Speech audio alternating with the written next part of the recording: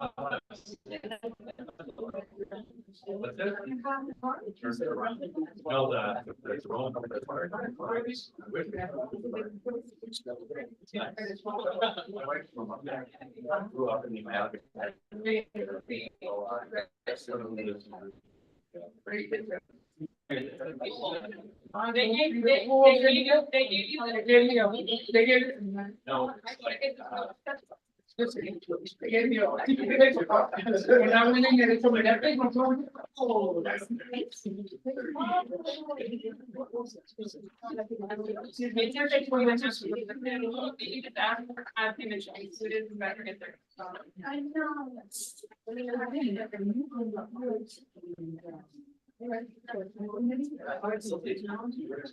right, folks, good evening, everyone.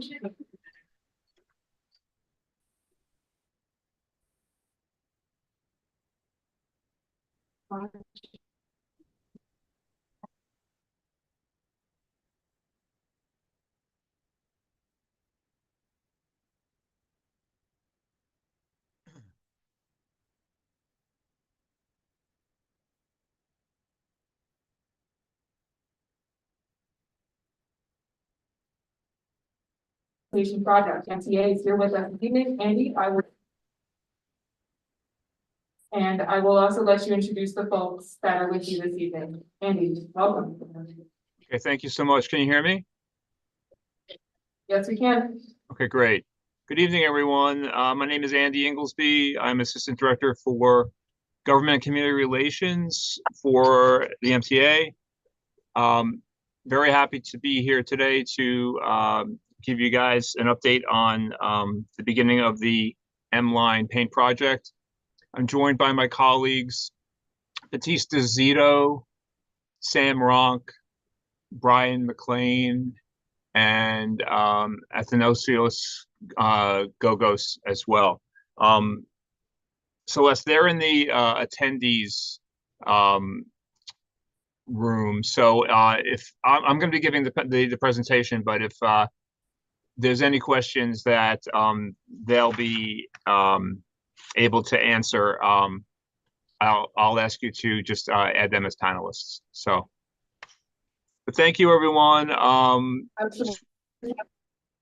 Thank you, everyone. I really just want to. Yeah, no problem. Just drop their names in the chat. Folks can let us know who they are, so that way Kim can add them as a panelist. Okay, Batista Zito, Sam Ronk,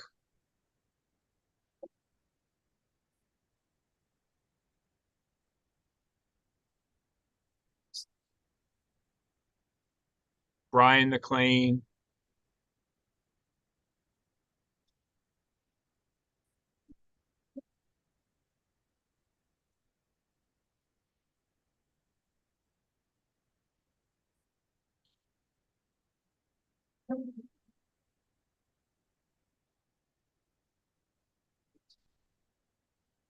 Sam Ronk, and Athanasios Gogos.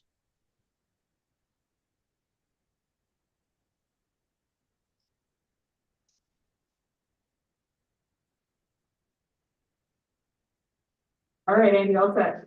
All right, great. Thanks very much. So good evening, everyone. Once again, thanks for having us at the board meeting tonight. We wanted to just briefly give you guys an update and a sneak preview to the M-Line structural repair and paint project that will be commencing later on this summer. Some of you are, I'm sure, are familiar with the similar project that we're doing along the J line.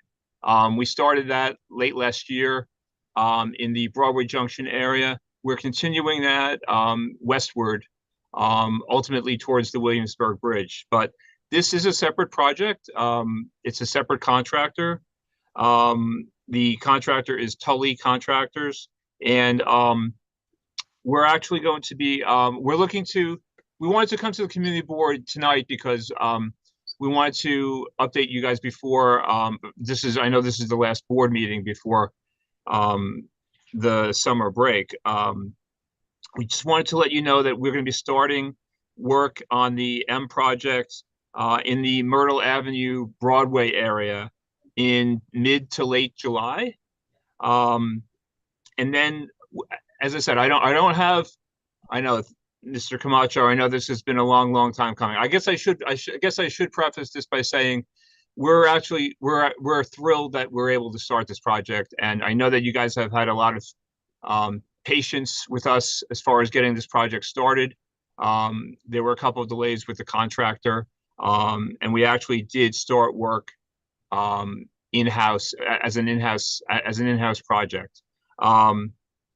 Project has been awarded, and I also just want to point out that there's been a lot of news regarding congestion pricing and the capital funding. I wanted to make sure that everyone was aware that this project is fully funded. It's been awarded and it's fully funded, so it's good to go. So nothing with congestion pricing is going to affect this project. So as I said, we're going to be starting at the Myrtle Avenue Broadway area in mid to late July. We're going to be providing the updates to the community board and to the elected officials and to the entire community on the exact locations throughout. Right now, we know that we're going to be starting in the Myrtle Broadway area. We don't have the exact streets or the exact time parameters yet, but once we have that, we'll certainly be updating everyone in the community. We'll be posting signs well in advance regarding parking and any street diversions that we'll be causing because of this project.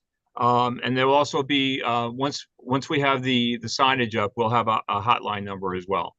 But basically what it is as far as this project is concerned, and as I said, if anyone is familiar with it along the J line, this procedure will take place within a containment system that is the most stringent system recommended by the Association for Materials Protection and Performance. So basically, that mechanism will be used when we're doing the structural painting of the entire M line between Myrtle Broadway to Myrtle Wyckoff in Brooklyn, and we'll also be finishing up in the areas in Queens that we haven't finished. We didn't finish in-house as well. So as I said, that's pretty much what I wanted to open with. We'll be more than happy to take questions. But as I said, this project is fully funded. It is moving forward. We're starting Myrtle Broadway in mid to late July. We'll have plenty of more specifics and details once we get this project underway. I'll be letting the community board know exactly where we're going to be starting and for how long. It is going to be a noisy project. I can tell you that it is going to be noisy. We're doing abrasive blasting. We're not doing the normal paint here. We're doing the abrasive blasting, which is actually, it's a surface preparation method followed by the application of a new coating system that will prevent corrosion, improve appearance, and also extend the usable lifespan of the structure. So we're doing, it's not the typical overcoat painting project here. This is abrasive blasting, very similar to what you've been seeing along the J line within Community Board 4. And, the results really speak for themselves. If anyone has been out to the Broadway Junction area recently, our contractor there has done a lot of work in that area, and it's like night and day. It makes a huge difference. So once again, we're thrilled that we're able to start. We thank you again for your patience, and I'll turn it back to the community board if you have any questions. All right, if there are a few questions, you're going to pass the mic. Folks, just remember, please state your name, your affiliation, and always use the mic. Good evening, everyone. My name is Peter Ceballos, CB4. My question is, if you know so far what street is going to be closed, because that area is very active. Thank you. Yeah, so as I said, we're going to be starting in Myrtle Broadway. We're going to be working our way north. So basically, you can anticipate that the street right underneath the elevated structure, that will have the most we won't be closing streets. We'll be affecting parking. We'll be having some equipment and some vehicles on the street that will affect parking and other regulations. But as far as street closures, we shouldn't be anticipating any real street closures. Batista and Sam, please correct me if I'm misrepresenting that. Very good, thank you. Hi, good evening, everyone. This is Batista Zito. I'm the PCO for the project. And you're correct, Andy. You know, once the deck goes up, there's going to be periods of time during the day that you know we get the decking system up. But once the deck is up, everyone's going to be, all the painters and all the blasting, all the work is going to be getting done on the deck, right? So, you know, we're going to take some parking spaces, like, you know, where needed, as needed, but, you know, on a temporary basis, not for long periods of time. Once we get the job going, we're going to see what direction we're going to be at as far as how many locations we're going to work at. So that's something, you know, first we get started, and then we'll see what locations we're going to be and how many locations we're going to be at, just to, you know, to expedite the, you know, the project, right? And the timeline. And thanks, Batista. And Yeah.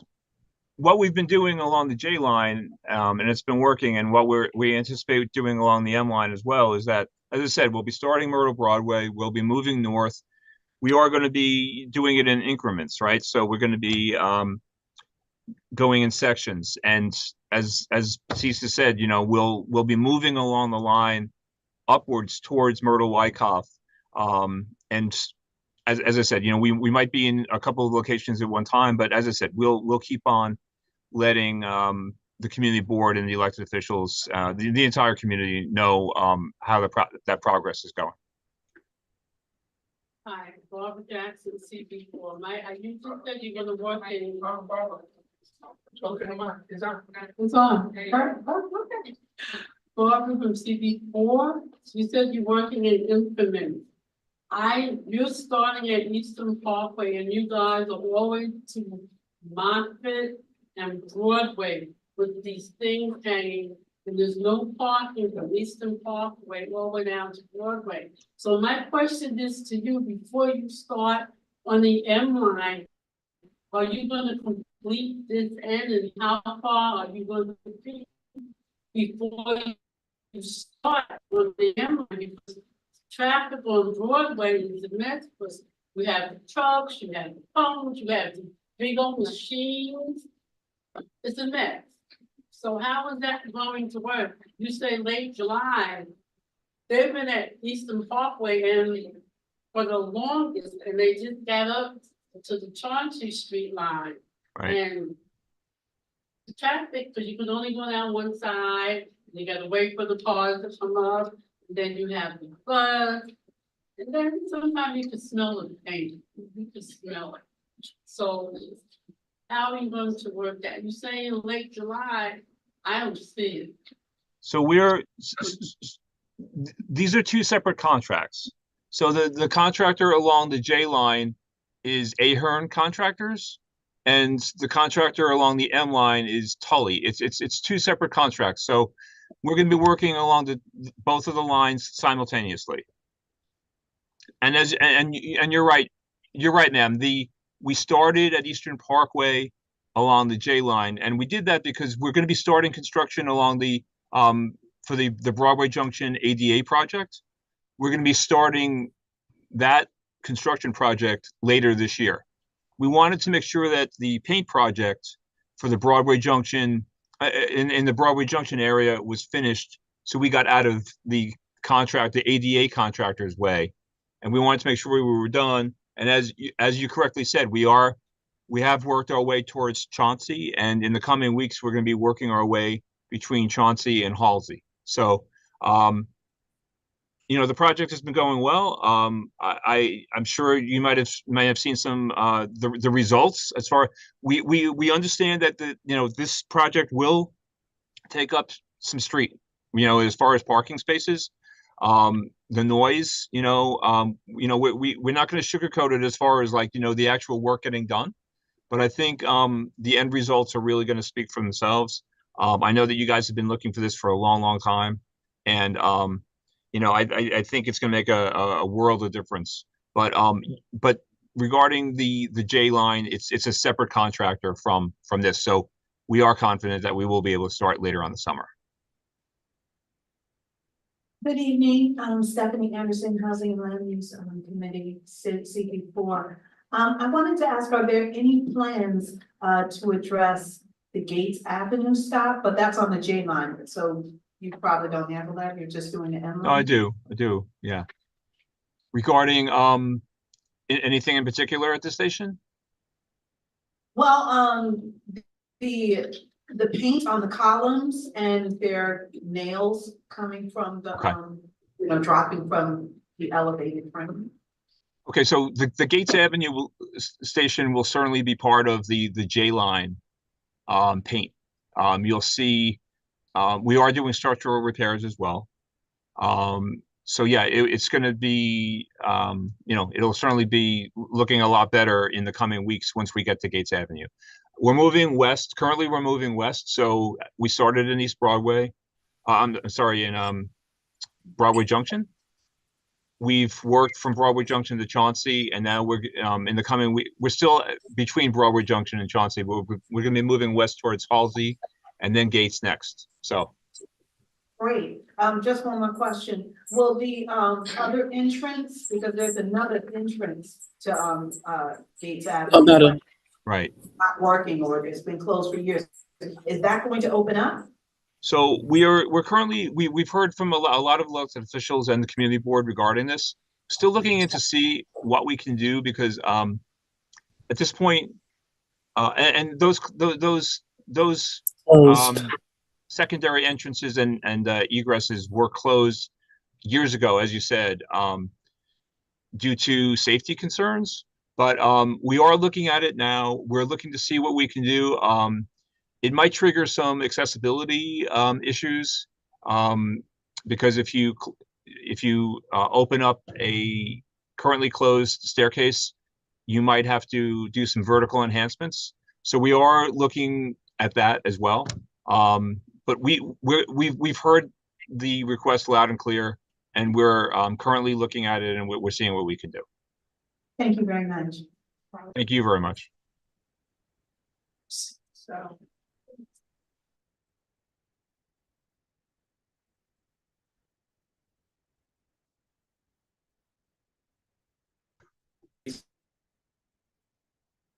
Yeah. I think you're on mute. Yeah, well, the paint be graffiti proof. We have an aesthetics issue with all the painting.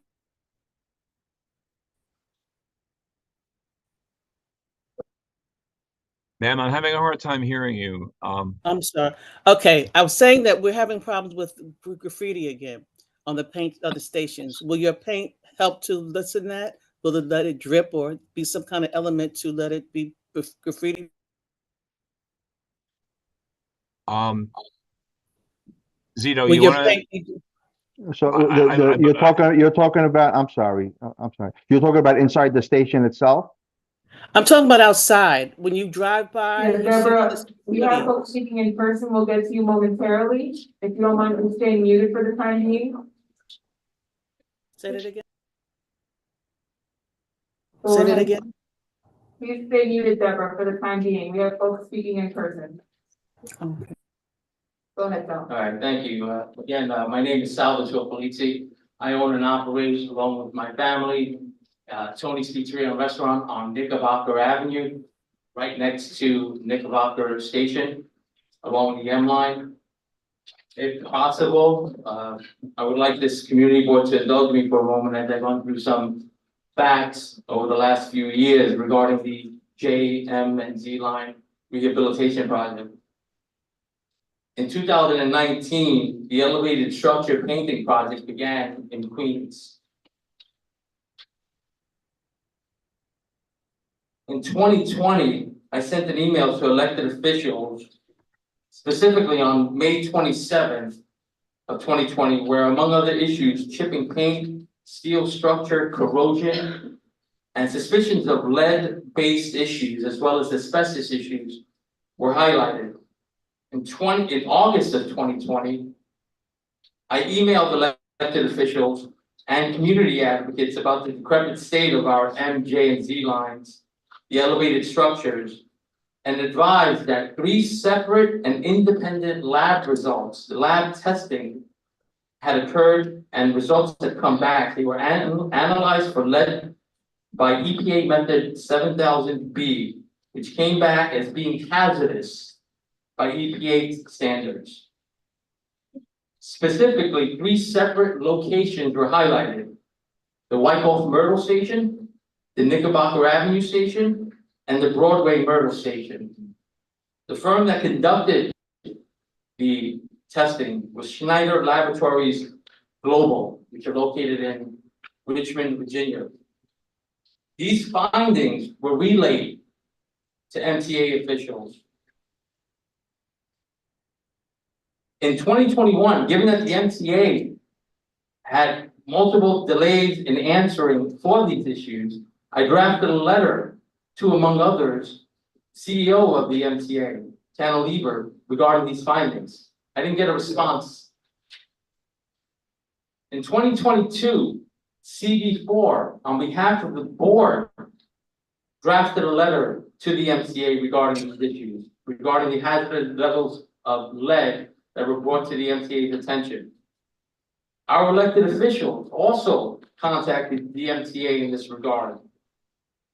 Per a April 25th, 2022 letter response to Majority Whip Brooks Powers and Councilmember Nurse, a commitment to commence the elevated structure painting project in Brooklyn was made for spring, well, either the spring or the summer of 2022. Given no actions regarding any work commencement, an MTA lead paint rally was held at Knickerbocker Plaza in May of 2023, and still no action by the MTA. In 2024, installation of decking along the Broadway line, the J and Z line, had commenced, but not where the issues that were highlighted to have hazardous levels of lead, not along that line, along Myrtle Avenue, but at Broadway Junction. In fact, up until now, no work has been started and nor completed in the areas identified by the independent testing.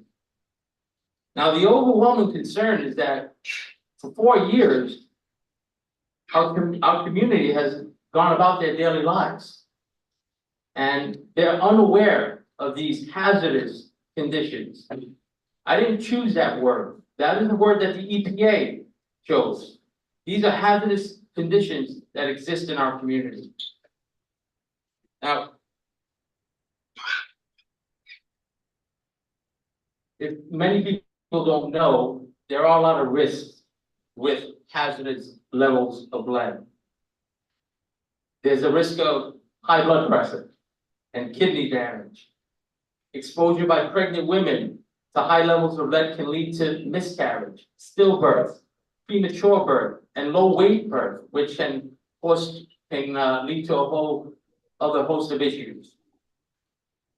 Low levels of exposure may cause poisoning and other issues of anemia, impaired brain damage, and nervous system functions.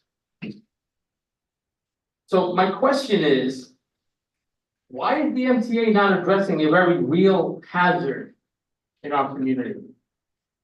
A very real hazard affecting everyone in this room, including our friends, our families, and the future of our community, our kids. My question is, for 4 years, has our community not been worth it? Has the health of our community not been an issue for the MTA? Now, I'm trying to understand the MTA's lack of interest, and I do appreciate what I'm hearing now, that work will start. But I'm trying to understand the MTA's lack of interest here, lack of expediency in addressing this issue in this particular community. Are economics an issue? Are demographics an issue? What is it? Make me understand what the issue is and why it's taking this long for the MTA to address this issue. And to be honest,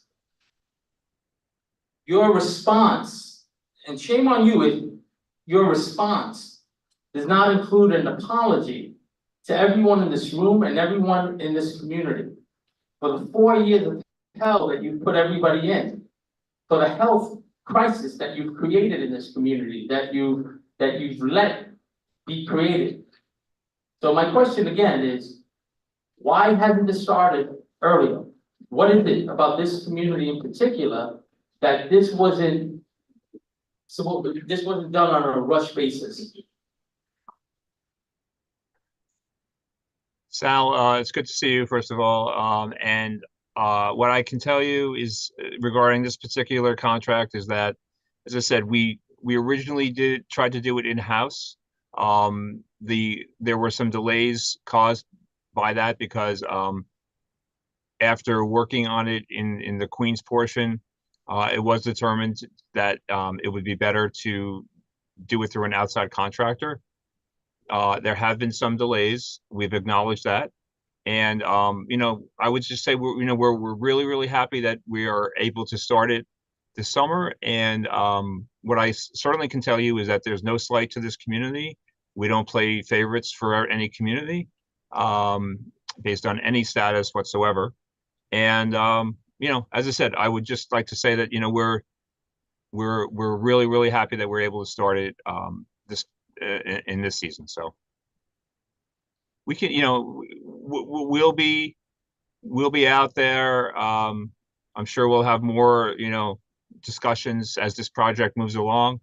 But I think we, you know, right now let's just leave it that we're no slight intended whatsoever, and you know, we're moving along. You know, this is, I know that you said that the J line doesn't address the issues in this community, but you know, it's part of North Brooklyn. It's part of this community board as well.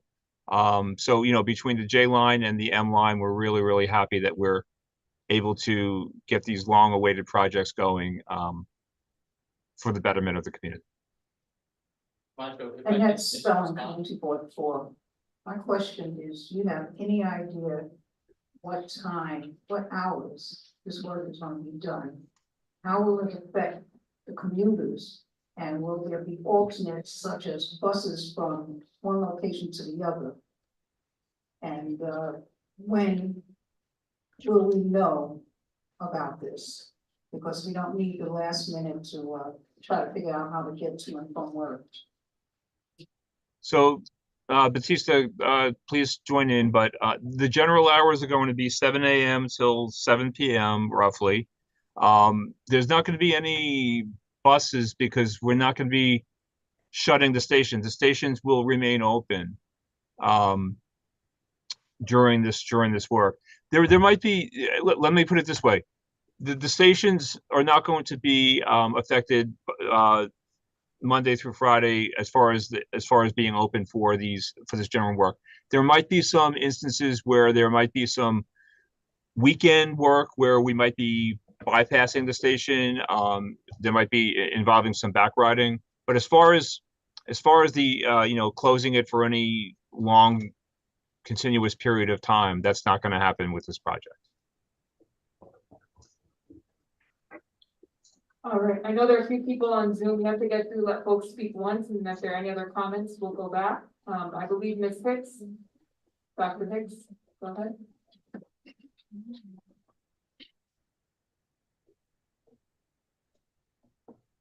All right, I don't hear anything. Is there anyone else on Zoom?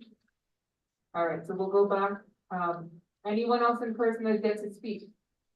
All right, so then Mr. Ceballos, and then Sal, and then we'll wrap up this hearing. Go ahead, Mr. Ceballos. Felix Ceballos again, CB4. I think we have to put attention, so many attention about the gentleman say, because he's talking about the leg. And the NTA had to take that seriously because We're talking about anybody, take the subway, take the station train, include, children. And I think it's very serious, situation about the gentleman say, and the ADA have to take a serious step. Thank you. Well, I think what I can respond to that, sir, is that we are taking it seriously because we're using the safest paint possible. As I said, we are working with the Association for Materials Protection and Performance. It's the most stringent system as far as the economic impact here. So we are, we actually hired an environmental consultant and that will be on site to monitor the paint removal activities to ensure requirements of the paint removal specifications are adhered to at all times. So, we have an environmental specialist on hand for this project, and also for the J line project as well. So, I believe that we really are taking the concerns of the community seriously as far as those issues. Thank you. Just a follow-up to, the lead issue. My understanding is that the lead paint will be sandblasted off of the structures. Is that accurate? Batista, can you go into a little more detail on that? Yes, the paint that's there now is gonna be blasted off under containment. Right, Sal, it's gonna have be you- blasted off the bare metal, and then, we're gonna reapply the paint, right? Sal, have you, Right. Sal, have you been able to go along the J line? I did. I saw the work that was being completed. I was surprised that it was being completed there first, that it had started there, but I have seen the work. So it's going to be, even though it's a separate contractor, Batista, correct me if I'm wrong, it's going to be very, very similar containment process, correct? That's correct. Right, but I guess my question is, I'm not aware of hazardous lead existing on the J line where the work is being done now. I know there is hazardous lead along the M line, all along Myrtle Avenue. So are different precautions being taken so that our community is not affected adversely by the sandblasting and whatever other measures are being taken to paint the structures?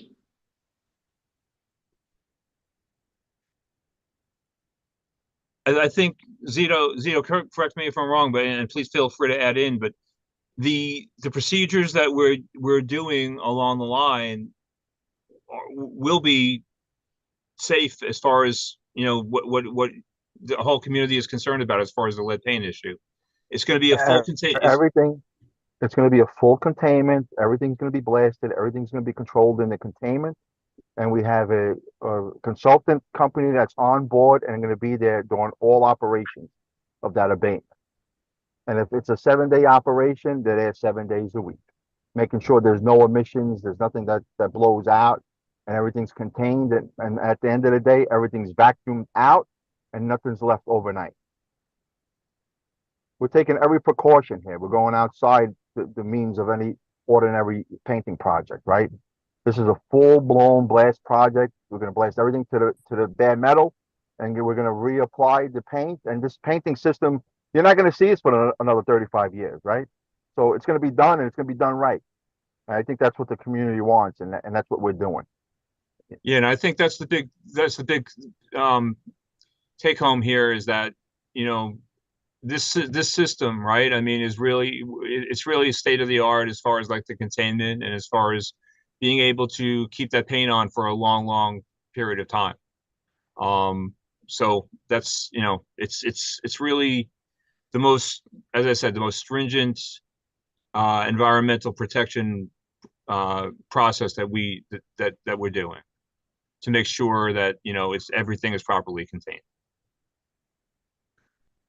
Thank you. And just a quick question for folks to better understand what to expect. Can you just talk through how the folks that are doing the work, that are doing the reflecting what they will be protected, what they'll be wearing, if folks, are we gonna be seeing folks wearing suits on the ground?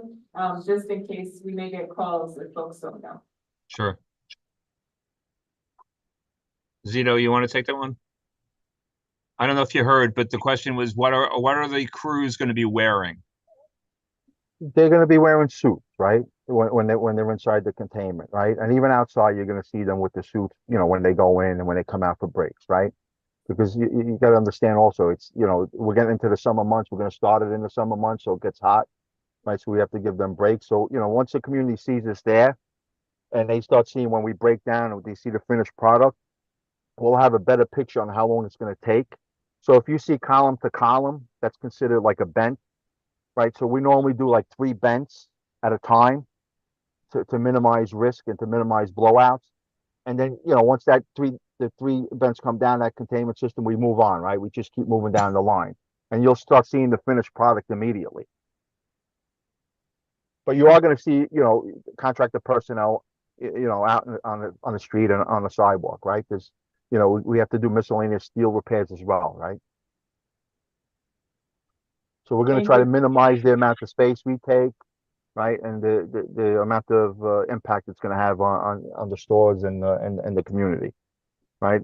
We're always going to have these 2-week look aheads and these 6-week look aheads, and you know we're going to notify Andy, and Andy's going to, you know, notify the community and the public officials, let them know we're coming or where we're at, and you know how we're doing with the project. Okay, next. Hi, everyone, this is Fran from Councilmember Nurse's office. I may have missed this at the beginning, but can you repeat the timeline, the start date for this project? So we're going to be starting at in the area of the Myrtle Broadway station, the JMZ station, in mid to late July. That is pretty much what I can tell you right now. And what I said is that we'll have a lot more information in the coming weeks regarding the actual dates and the locations. We will be working our way north. So we're starting Myrtle Broadway, which is the southern part of the M that we're doing, and then we'll be working our way up to Myrtle Wyckoff. I'll have a lot more information as far as the specifics in the near future. Thank you, Andy. Can you also just speak to the timeline for the J project that's currently ongoing? So the J project, we started in the Broadway Junction area. We started there because we wanted to get out of the way of the ADA project that will be starting soon there as well. We're working our way west. We've basically, we're now pretty much between the DeSales Place and the Chauncey Street Station, and we'll be very soon commencing work west of Chauncey, heading into the Halsey Street Station. So we're working our way west along the line. And when did the J line work start? That was winter 2024, was that? The J line started work in the very late part of 2023, last year. Okay, thank you. Next. Hello, good evening, everyone. Jessica Tiburcio, Community Board Member. Just one clarification about the traffic or implications about the traffic with regard to fixing the JM or Z and Z lines or painting over it. So I know you mentioned there might not be any implications to traffic. Traffic will flow easily and steady. If that's correct, if it doesn't, is there like a plan B, or will it not be affected at all? And how'd you come to that conclusion? So I think it really all depends on the where we are and like the makeup of the road and what's there already, and how it would affect our materials. Batista, do you want to add anything more as far as like what they generally can expect as far as traffic? Yeah, so normally, you know, once the cables go up and the deck goes up, you know, it's going to be done under flagging, right? So we're going to take the area that we're going to be putting up the deck, and you know, we're putting up the containment to do the blasting. We're going to take some parking lanes, right? I mean, just to put our equipment and the machinery to, you know, the vacuums and everything else, the blasting equipment, stuff like that. But you know, we're gonna have flaggers on the street and we're gonna be moving traffic, you know, accordingly in those tight areas, right? We're not gonna back up. I know if there's a truck making a delivery, right? And you know, he double parks, everything's backed up, the buses and everything else. So we're aware of the area and we're gonna try to minimize that risk. And have the contractor have flaggers, you know, on the street and just to, you know, keep the flow of the traffic going. And I know you're a good man, you mean well, but we know that it is not your fault, you got a boss, and there's things you can't say, things you can't. But we understand that, we wanna thank you for working with us, but I think it's here, but it's been a long time. And a lot of people have a lot of ills in regards to the MTA, and when they operate, the people that hurt most are people like us, Latinos and Black, that don't get Astoria or the places that look beautiful, because I go there every day, and then I get on this train and I sit down. Since 1977, this train has been the same. And you just gotta wonder how these people feel. They feel happy it's here, is it gonna be their good, and so we wanna work with you and make sure that it is, and that you come to some of the areas where people having concern that hasn't been done. We know the powers may be choose another place, another area. I know we're secondhand, but we wanna make sure that it's done right, and we wanna get our fair share of taxes like everybody else do, and not be secondhand for anyone. So I just wanna thank you also for engaging us in going to the locations to show her how you're doing East New York and how everything is closed off in the air and how everything is in a bubble and how they work, and they got air purifiers that they bring in there. So it's really tense. So a lot of people I know areas they sent out, whoever wants to go on the area, see what it is, you'll see it and the job that is being done. You know, it took a long time. I know a lot of people are saying, why not start on mines? You know, we don't know what's in there, why not start on mines? No, we're gonna start there, we're gonna make sure that everybody get their fair share. And I just wanna thank you for working with us.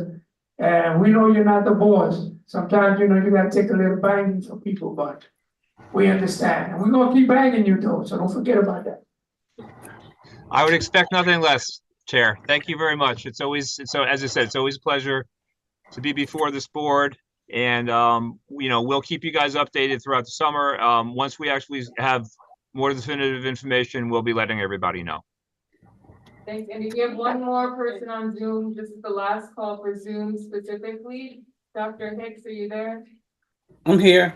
I just want to know if the paint was graffiti free. I mean, we have a lot of graffiti now. Right. It messes up your work. No, it's Zito, not, Andy. is this It's- paint that no, we're it's not. using? Nope, it's not. Right.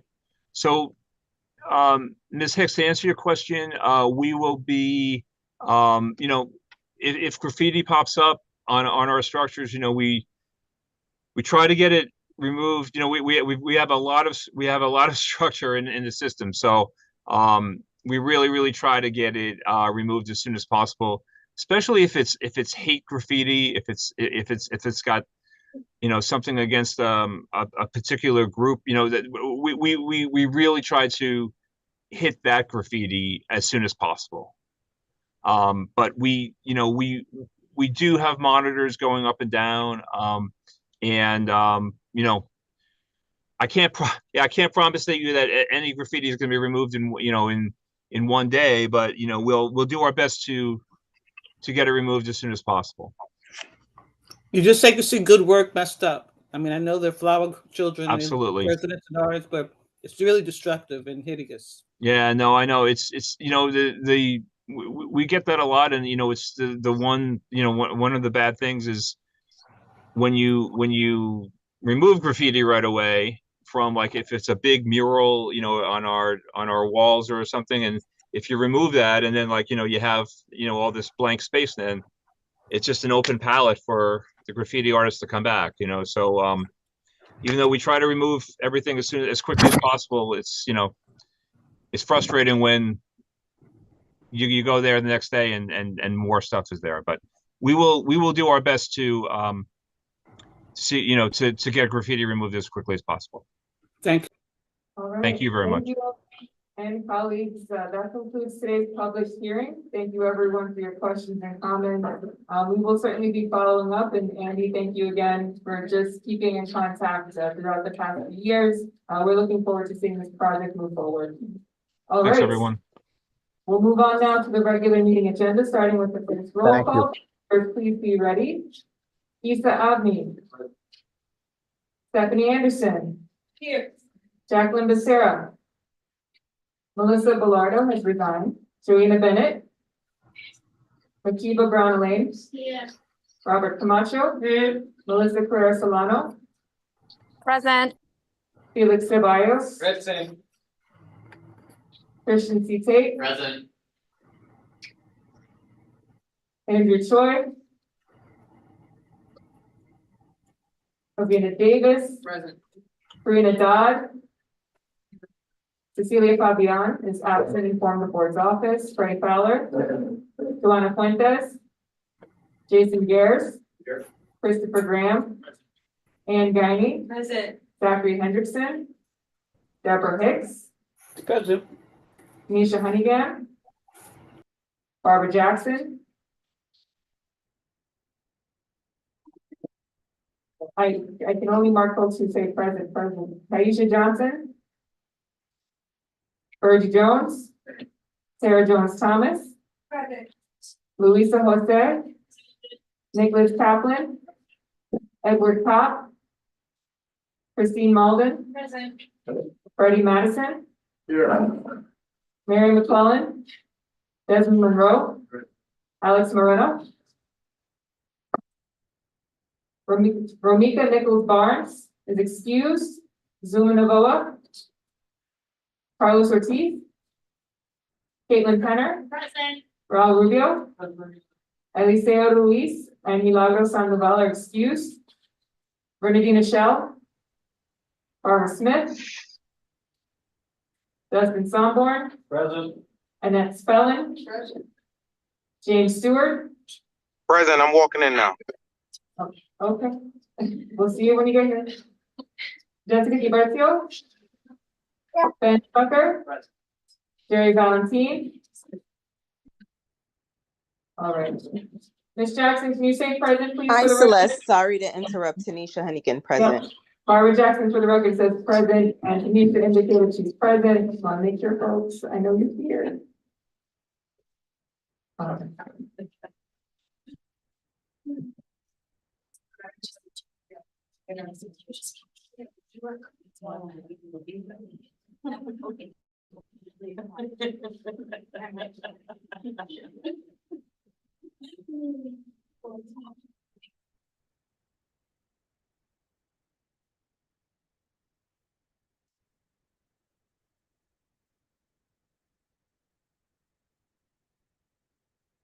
Twenty-six board members present constitutes a quorum.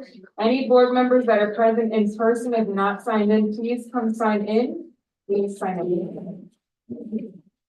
All right, we'll move on now to acceptance of the agenda. Is there a motion from the board to accept the agenda? So moved. Caitlin Penner. Okay, all in favor? Any opposed, any abstentions? So moved. Agenda item number 3, acceptance of the previous meeting minutes. Is there a motion from the board? Is there a second? All in favor? Any opposed, any abstentions? So moved, and just for the record, because sometimes folks don't use the microphone, that was Raul Rubio with the motion, Desmond Monroe second. And the motion carried.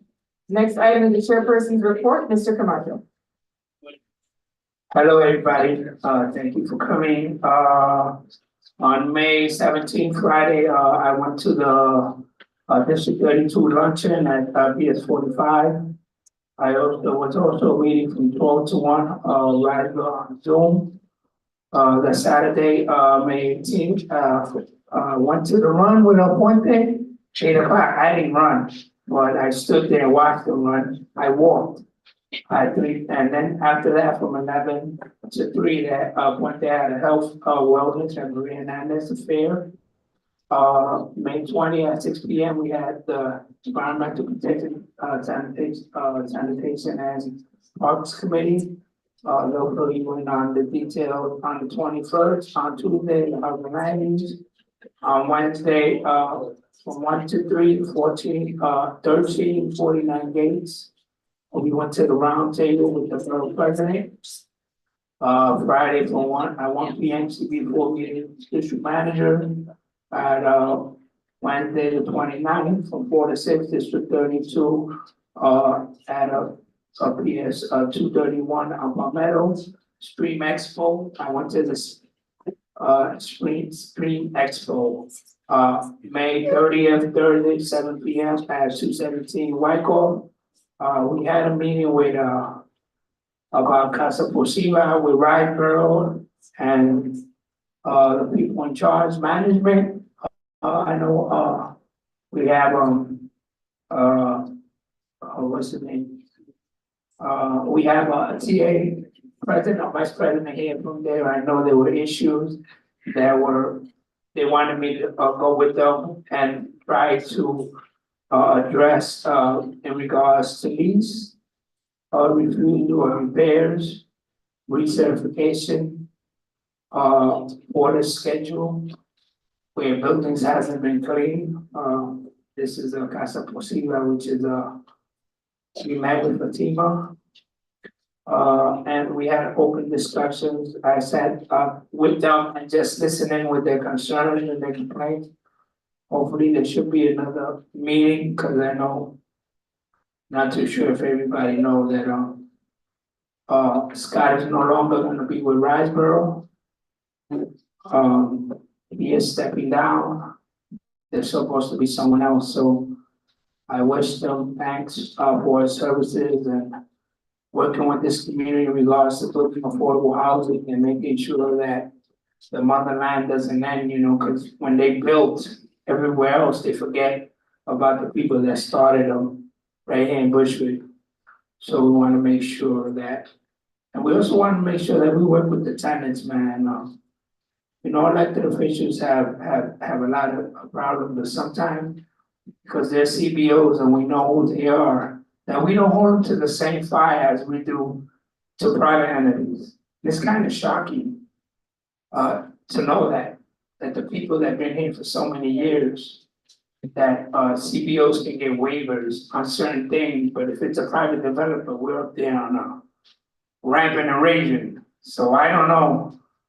Maybe we need to do a lot of work in regards to that ourselves too. We know our elected officials do good work, but sometimes we need to let them know that they work for us, we don't work for them. So May 31st, Friday, CB4 meeting in Zoom from 10 a.m. to 12.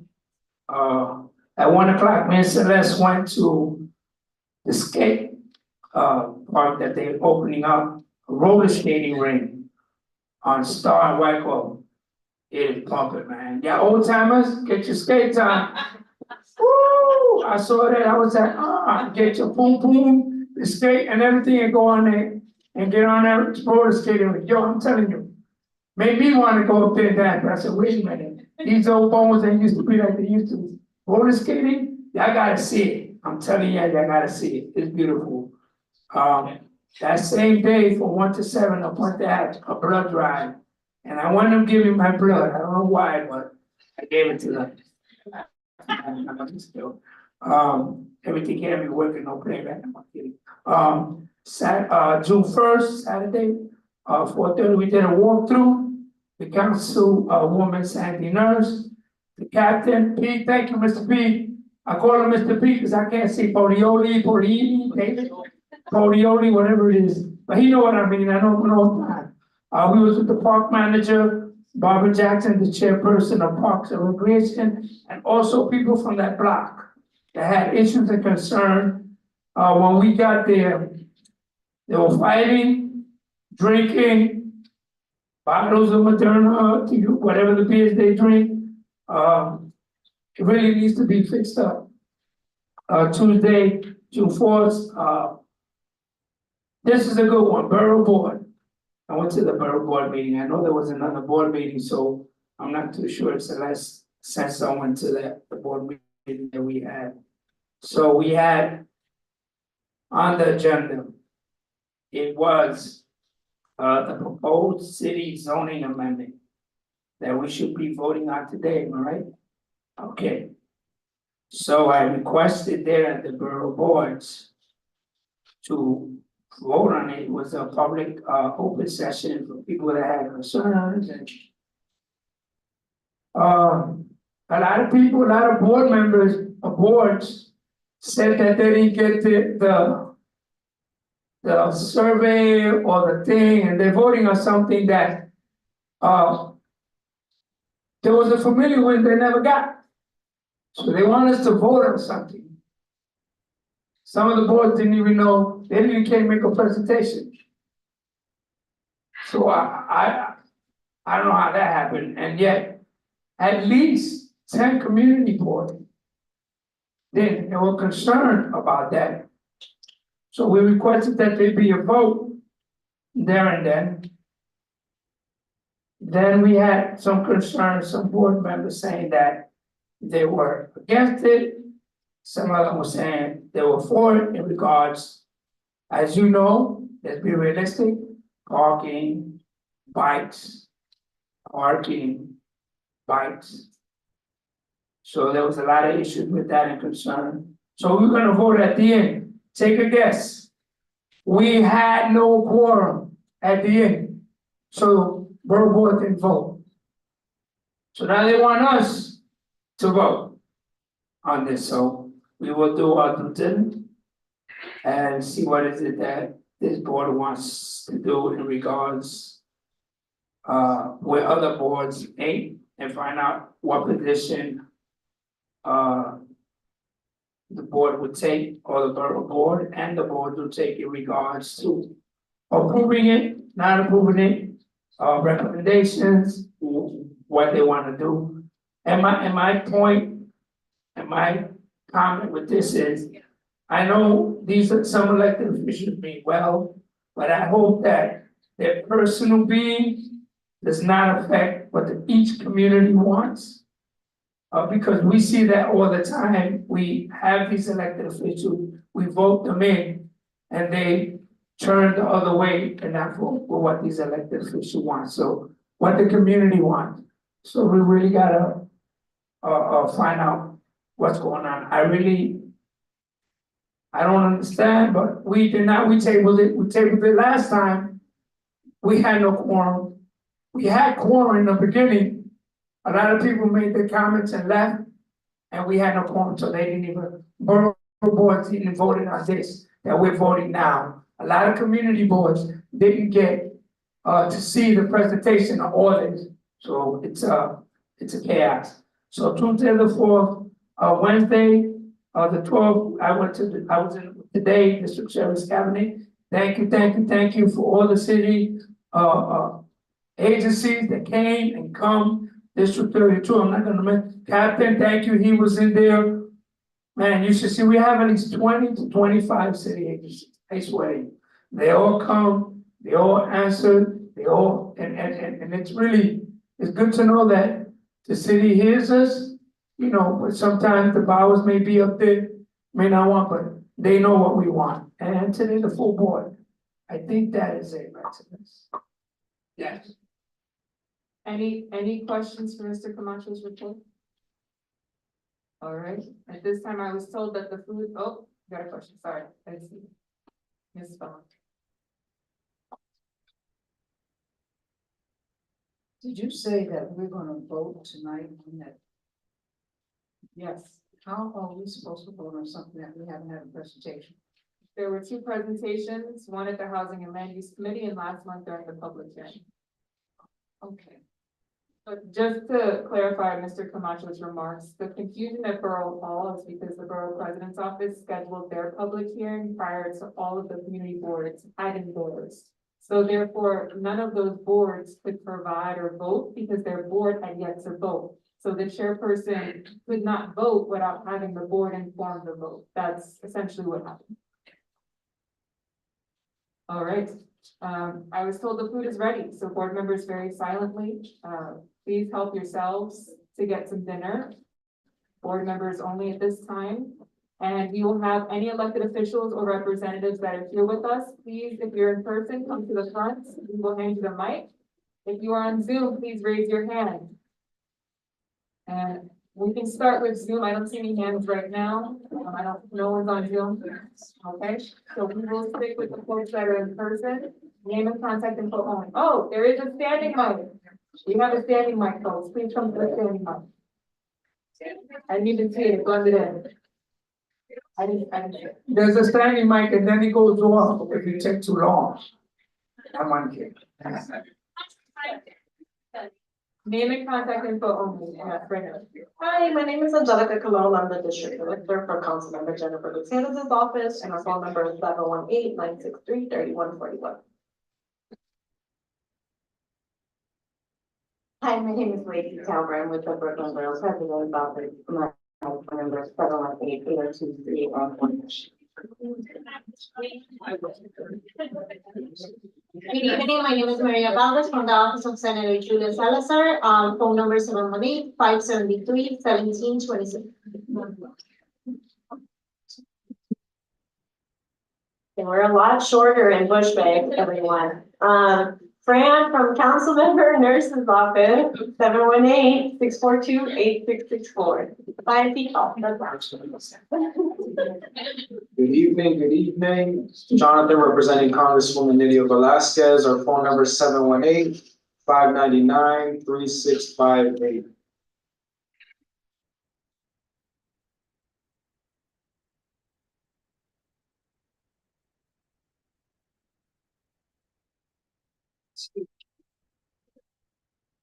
All right, folks, a lot going on during tonight's meeting. That concludes elected officials and reps. Let's move on to agencies and community-based organizations. Any city agencies or agencies in general, any representatives? Going once, going twice. All right, hearing none. We got some. Okay. All right.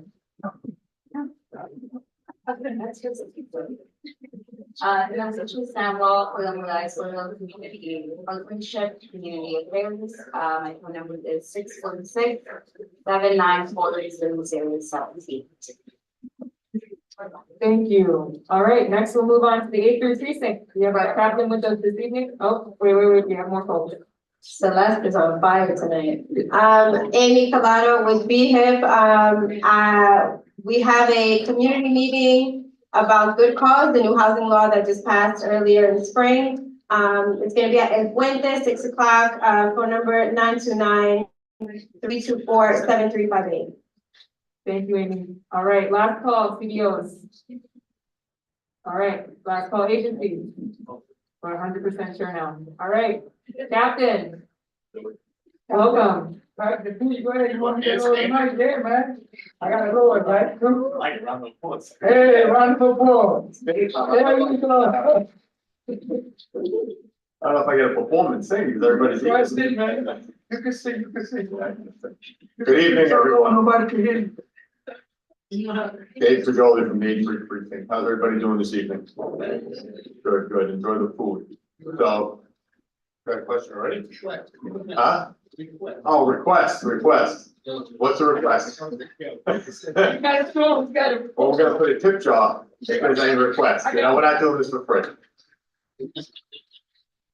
So first thing I want to touch on, that Mr. Camacho brought up is actually the park, what he spoke about Bushwick Playground, and what he does speak about. There are some very real conditions there that do have to be addressed. And we met that Saturday. We actually pulled away from the Bushwick Collective event and made our way over to Bushwick Playground to meet with Mr. Camacho and Councilmember Nurse and Rich Williams from the Parks Department. And like he said, some residents of the those streets that surround the parks over there. We stepped away with an agreement that obviously us as the police department, the local precinct, was going to step up our presence within the park itself. And talks was going to go out and facilitate chains and locks, so now we can start closing the park at night, you know, as per the park regulations. happy to report that that following Monday, we had a follow-up meeting with the Parks Department. We went down to Prospect Park and met again with Rich Williams, our Borough Commander, Chief Henderson, and the Parks Commissioner. And by that following Friday, we had locks in hand. So since that point, we responded daily to the park. About 9 o'clock or so, we're doing it every evening. And we have a couple officers that just make their way through the park, clear out everybody who's not supposed to be in there, right? After a certain time, parks become closed. And then we facilitate the closing. We lock all 4 entrances. And we've done that daily. And it seems that our pattern behavior has now transitioned to the fact that when the officers show up, from what I'm hearing now, like the park naturally just begins to empty out. And that's alleviating all those noise concerns and, the other activities that were happening in the park, the late hours. It seems to be alleviating some of those concerns. Obviously, we have to continue our efforts within the park, which we will, but, we came up with a plan in place. Parks do their part, we'll continue to do our part, and hopefully over some time, some of the issues that were prevalent in that area have been resolved. Another thing I'd like to touch on is something that was brought up last meeting, which was smoke shops. I spoke about how we've added additional resources in working with the Sheriff's Department, who remains a lead agency with some of the smoke shop enforcement. Happy to report on a couple fronts. We've actually multiplied resources a second time since last meeting, where now there's going to be specific borough-based task forces to go out and address some of these smoke shops in the community. So that was, initially the approach was citywide, and now the department and locally we've created borough-based to go out. Last time I reported that there was not yet any smoke shop that had been padlocked in the A3 precinct. That too has since changed. If you go by 330 Central, you'll see that place is now shuttered from the Sheriff's authority. And there was an individual here looking for some clarification, because I explained that there's certain thresholds and criteria that when these visits and inspections are conducted, that makes them eligible for immediate padlocking. And those criteria are 1,000 feet within a school, a house of worship, or if they had a previous violation of underage sales of marijuana. So those are the 3 thresholds that when the sheriffs and our agency visit, that makes those locations eligible for immediate padlocking. And as I said, 330 Central has since that point been closed. Myrtle and Urban came up again last meeting. We went back out there. So now within the last 6 weeks, a total of 30 vehicles, unregistered vehicles for sale, have been removed from that intersection. So obviously, well, again, another thing that we'll continue our efforts on, but it's very important that we bring, right? You bring your concerns and we bring the results of the solutions that we devise. And like I said, within the last 6 weeks, 30 of those unregistered vehicles have been removed from the intersection of Myrtle and Urban. Before I close, I just want to go over some of the crime numbers. And everything I read from this sheet is public information. It's accessible through the nyc.gov. All of our ComStat numbers, it's the way one of my predecessors used to explain this was like, this is like their baseball card, right? Like this is their statistics and a portion of how they should be judged. We are making really tremendous progress here in this community.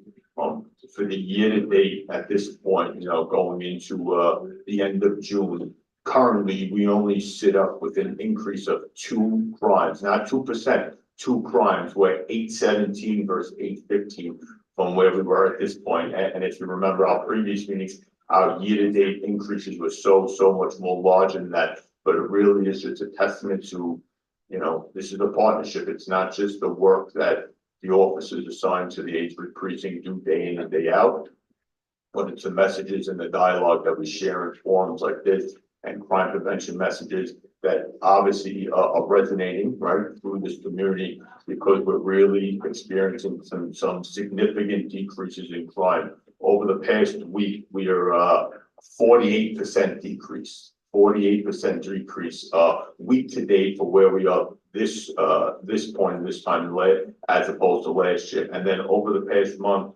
we are over 20%.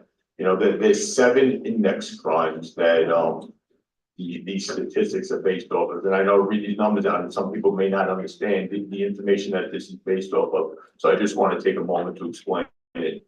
So obviously, homicides, rapes, robberies, felonious assaults, burglaries, grand larcenies, and then the theft of autos. Those are the 7 classification of index crimes that get calculated week in, week out, and then they're compared. They're compared on a weekly basis, right from this week in 2024 to this time 2023, 28-day period. So where we sit now, May 13th to June 9th, that's what these figures are based off of. And then year to date, of course, January 1st to the current year to date. So for the last 28-day period, over a 20% decrease. And we are down in every single one of those 7 index crimes in this community over the past 30 days. The progress continues, as we become more attentive to certain measures and really become very precise into the response to some of the other ongoing conditions. I only expect these numbers to continue to look in this manner and the decreases to continue. I thank everybody for their time tonight. I have nothing left to say, but obviously open it up to questions to the room at this point in time.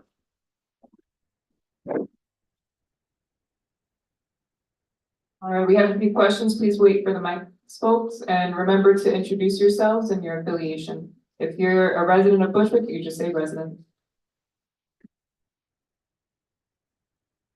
Rodney Trujillo, resident Bushwick. I just have a question about what's the 83rd precinct doing about the scooter situation? I mean, they're out of control. I almost got hit by one today, driving on sidewalks, and they're just out of control. Yeah, so another number that I have for you, you're right, and it's, listen, it's not just a localized issue. Obviously, this is a citywide condition that we do see everywhere. The enforcement specific to traffic is daily in this community, and then we multiply that by bi-monthly going out and actually conducting confiscation operations.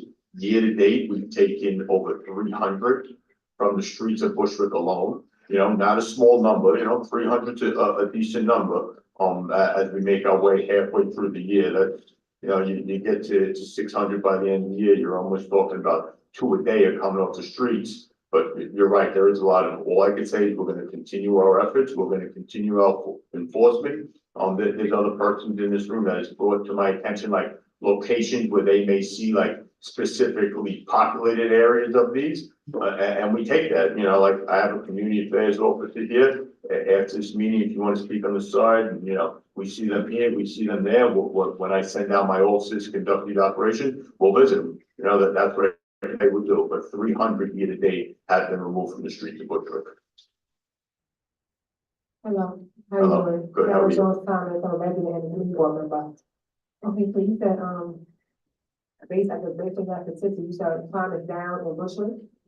Yep. 48% over the past week, 20% over the past month, and year to date, we're up a raw number of 2 crimes. Okay. So what are you gonna do about people going around and inviting, graffiti on people's homes? Because twice my home was generalized with graffiti. Okay. I mean, it was removed because you are called the city. Okay. Right. It's just a shame that, you now you gotta watch out for people that have your property. So how? Yeah, I agree wholeheartedly with you. I mean, as a resident for the city myself, I wouldn't want that either. People going around and damage my property. I work every day. I'm sure you do as well. You pay your bill. That's one less thing you want to come home from. If you filed reports with the police department, I can tell you that at that point in time, there's an investigation conducted, and it's a bilateral approach where locally there's a detective squad that looks into incidents of criminal mischief, and then the department itself has a citywide vandals task force that, we may see that same type of tag as it's referred to, right, in certain areas of the city, and that helps build those investigative techniques in regards to that. But again, if you have filed police reports, you could let my community affairs officer know and give them the report number, and we could take a look at that and let you know like where we sit. And if you happen to see that it's a pattern behavior, like a certain time, day of the week, possibly the same person. If you happen to have home surveillance footage of those things, please let us know, and then that'll enhance our efforts to make an apprehension. All right, just a quick note, folks, that the public, anyone else that would like a meal this evening, you're welcome to help yourselves to some food. Hi, good evening. My name is Myra Rosario. First, I want to thank Officer Lopez for answering my call so quickly. Nice to meet you. My concern is that I know that there's different types of crimes, some that are very important and some that might not be so important, or not important, but maybe not as urgent. So we are having an issue where we're having porch fires. We're having people steal our packages. Most of the people on my block are homeowners. We work all day, and of course, there's really not much that can be done because we do have cameras, we see what's going on. But we're kind of like a little bit frustrated. We need to be able to be heard, and we want some help. So my concern, these are also people who live on my block. They've had the same thing happen. I have video footage of something that just happened on Sunday. Someone just walked the whole block and took everybody's packages. So I'm here because I want to see how we can form a block association to better help ourselves as neighbors and as Bushwick residents. And I came to see, how I can get some help. Sure. For your first point, like, listen, if somebody goes out, and it's kind of the same point that I kind of made over here, like, there's no less significant occurrence, right? Like, one thing may be classified that go on a sheet of paper, but I mean, again, you spent your money on something, you deserve to come home and be there for you, and your concerns are very real. You shouldn't feel like, like, oh, maybe it shouldn't be brought up. No, like, and if there's a pattern of behavior, like I made my last point, like, you have to let us know that because it helps out deployment. Like if it's a certain block, right, in a certain part of the neighborhood, and then we learn about that, right, then I could go back and I could speak to my neighborhood coordination officers, depending on where this block is. I can speak to some of my specialty units and say, hey, let's deploy in this area and focus our efforts between these hours on these days of the week, because this is when we're hearing from the residents of the community when these issues are taking place. So it's all about the open dialogue, right? Things are brought to my attention, and that's why I make a list here, because it's important to me to come back and stand in front of everybody here and show responsiveness. It was like my message from day one. I don't believe in just, standing here and yesing people to death, for lack of a better term. Like, your concerns are my concerns. So let's sit after with also Lopez. Were there reports filed for this specific incident? I haven't had the chat because of work, but I did call Officer Lopez and he answered right away, and he invited me today here. Okay. So All right, that's good to know. A lot of it starts with that, right? Like, because the initial filing of the report, even though it may seem like minimal to you, it's how we analyze data of incidents in the community, right? Like it goes, right, it'll get populated into a map. And now, you may be on 123 Main Street, and he may be on 126 Main Street, and she may be on 131 Main Street. But now when I have 3 people filing those reports for those packages, and now I look at that map at the end of the week, if I gotta look at this, we have 3 incidents of packages being removed from that 100 block of Main Street in this community. Okay, so like I said, we'll speak after about that. Thank you. Felix Ceballos, CB4. I got the business. Thank you. Beside all the outdoor issue what I hear, and also electric bike, motorcycle, sometimes electric bike, they don't have lights, sometimes they just running in the sidewalk. But I have to say also, the community, that's what I see. The community is changing a lot in positive way when we're talking about crimes. And also, thank you for the assistance of the work you did and we can talk about right. No accident at all, no arrest at all. Thank you. You're very welcome. Thank you.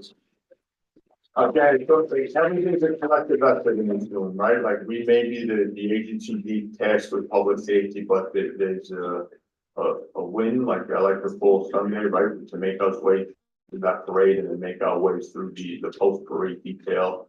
Again, everything's a partnership, so an acknowledgement to myself and my officers is an acknowledgement to the room. So thank you. Hi, Stephanie Anderson. How you doing? Good, thank you. CB4. My husband and I, years ago, we jumped through hoops to get these tree guards. And now, one across the street has just become a constant dumping ground. Is there anything that we can do about that, or what do we do in that case? In regard to the tree guard no longer there, or people are The just. tree guard is there, but it's in between two churches that are actually dumping. And it's like an illegal dumping site. Yeah, All right, we'll take the information down and we'll take a look at it. thank you so much. Yes, you're welcome. Wait, wait. Just as a quick note, to be mindful of what we're referring to with TV, sanitation complaints can also be referred and should be referred to sanitation. So Stephanie, I'm happy to follow up with sanitation as well, just make sure they're aware of what's going on over there. Thank you so much. Good evening, Christopher Graham, CB4 board member. Two things. One, just your consciousness. I was out about 1 o'clock in the morning on my bike, and I did witness someone writing graffiti on the wall. I couldn't really believe what I was seeing, and the reason why I couldn't believe it because what you would think your typical graffiti artist would look like. These gentlemen were dressed in suits. They were dressed in suits and on backpacks, and so I stood from afar and I watched what they did, and they took up their knapsack, took out the spray cans, painted the wall, put it back in the can, put it back in the bag, put their bags all in the back, and just walked away. And I'm not seeing that on my own. I would never believe it. So that's just something to be. Thank you. Yeah, sure. Secondly, I work from home, so just like the people over here, I witness packages being stolen. I too have confronted people in person and from the window.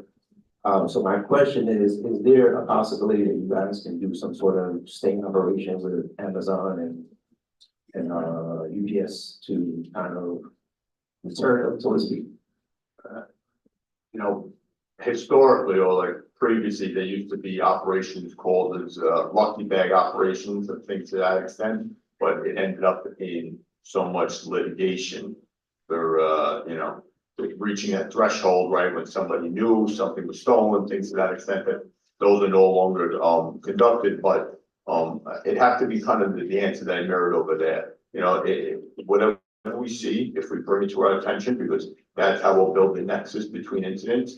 And to be quite frankly, package sets has actually made up a lot of the dialogue of what I spoke about last meeting in this forum, speaking about, you know, and I don't know if we're speaking about package sets off of like residential stoops. The last time what I spoke about was like those mail rooms within buildings, right? And bringing that back to our building association and how we could get like a dedicated area within those lobbies of residential buildings, so that when packages are dropped off, they're just not, you know, dropped off openly, right? But there's a secure location that only the residents of the building have access to, and that can help deter some of these incidents.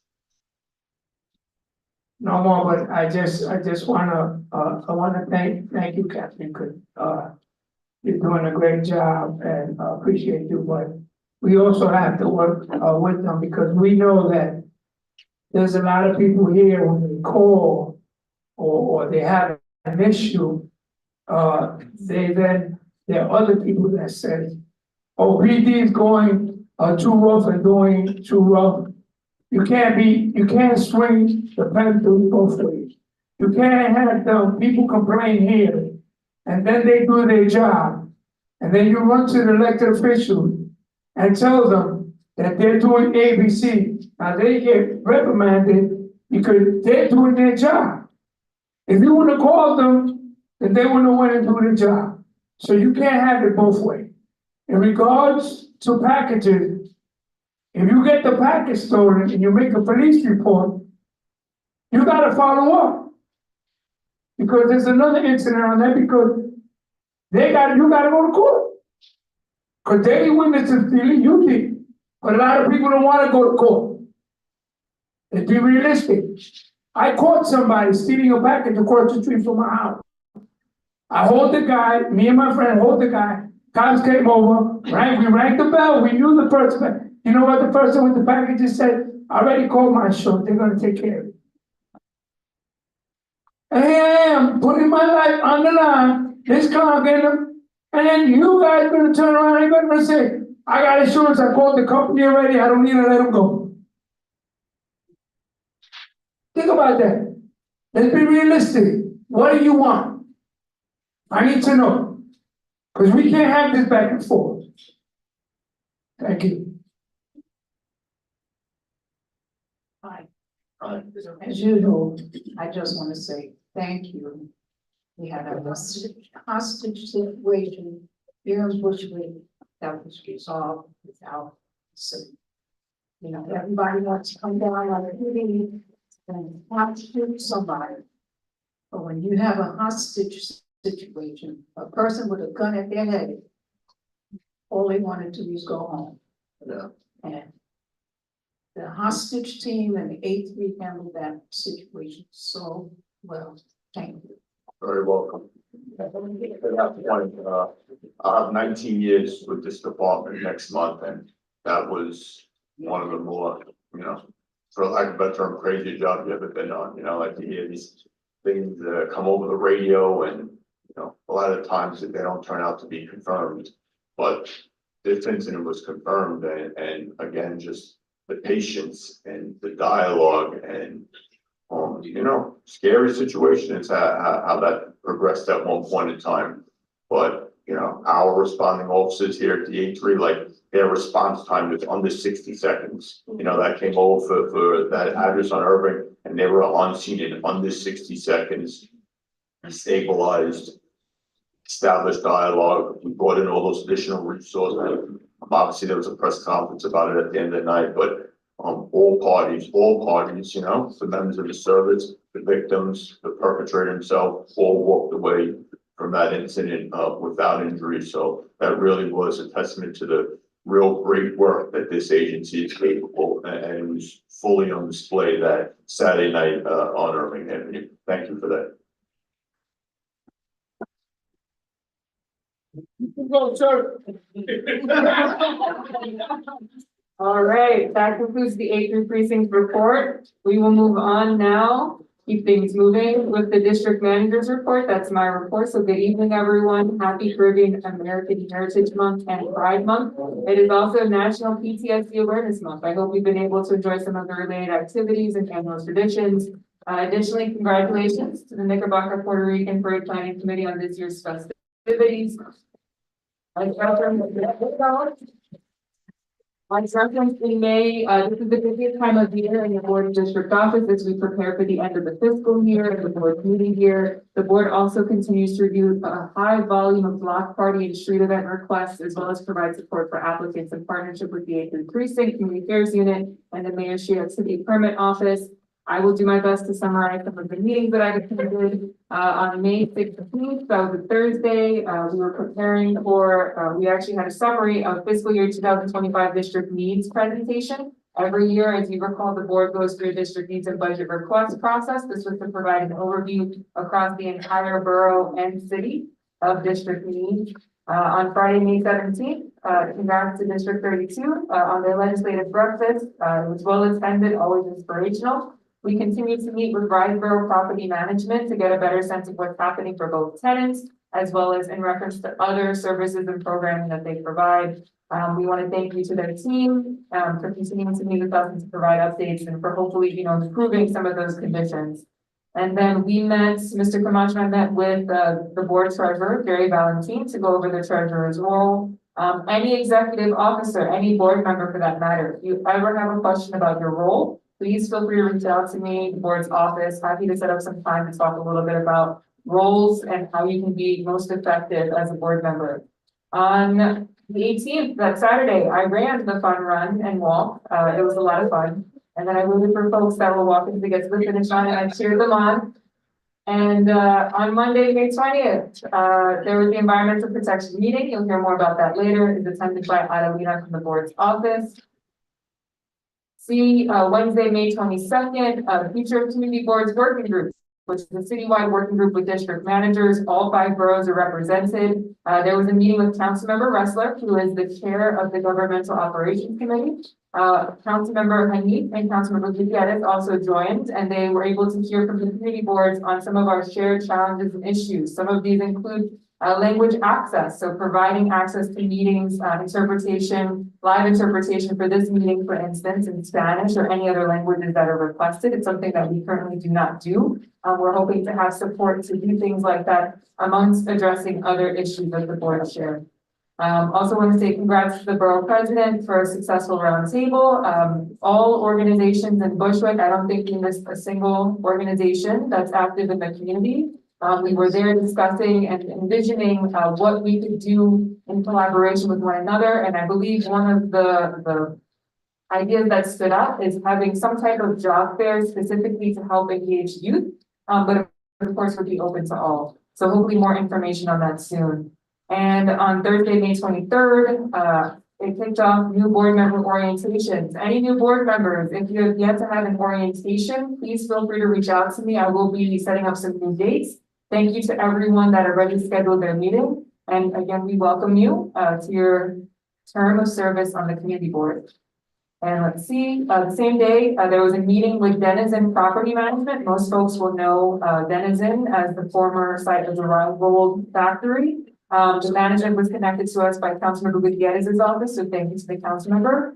And we want to say thank you to the management team for being receptive and willing to work and ensuring that they have not provided any sort of notice or any sort of affirmation to their tenants on using Green Central Mall Sports Field. That's been an ongoing concern.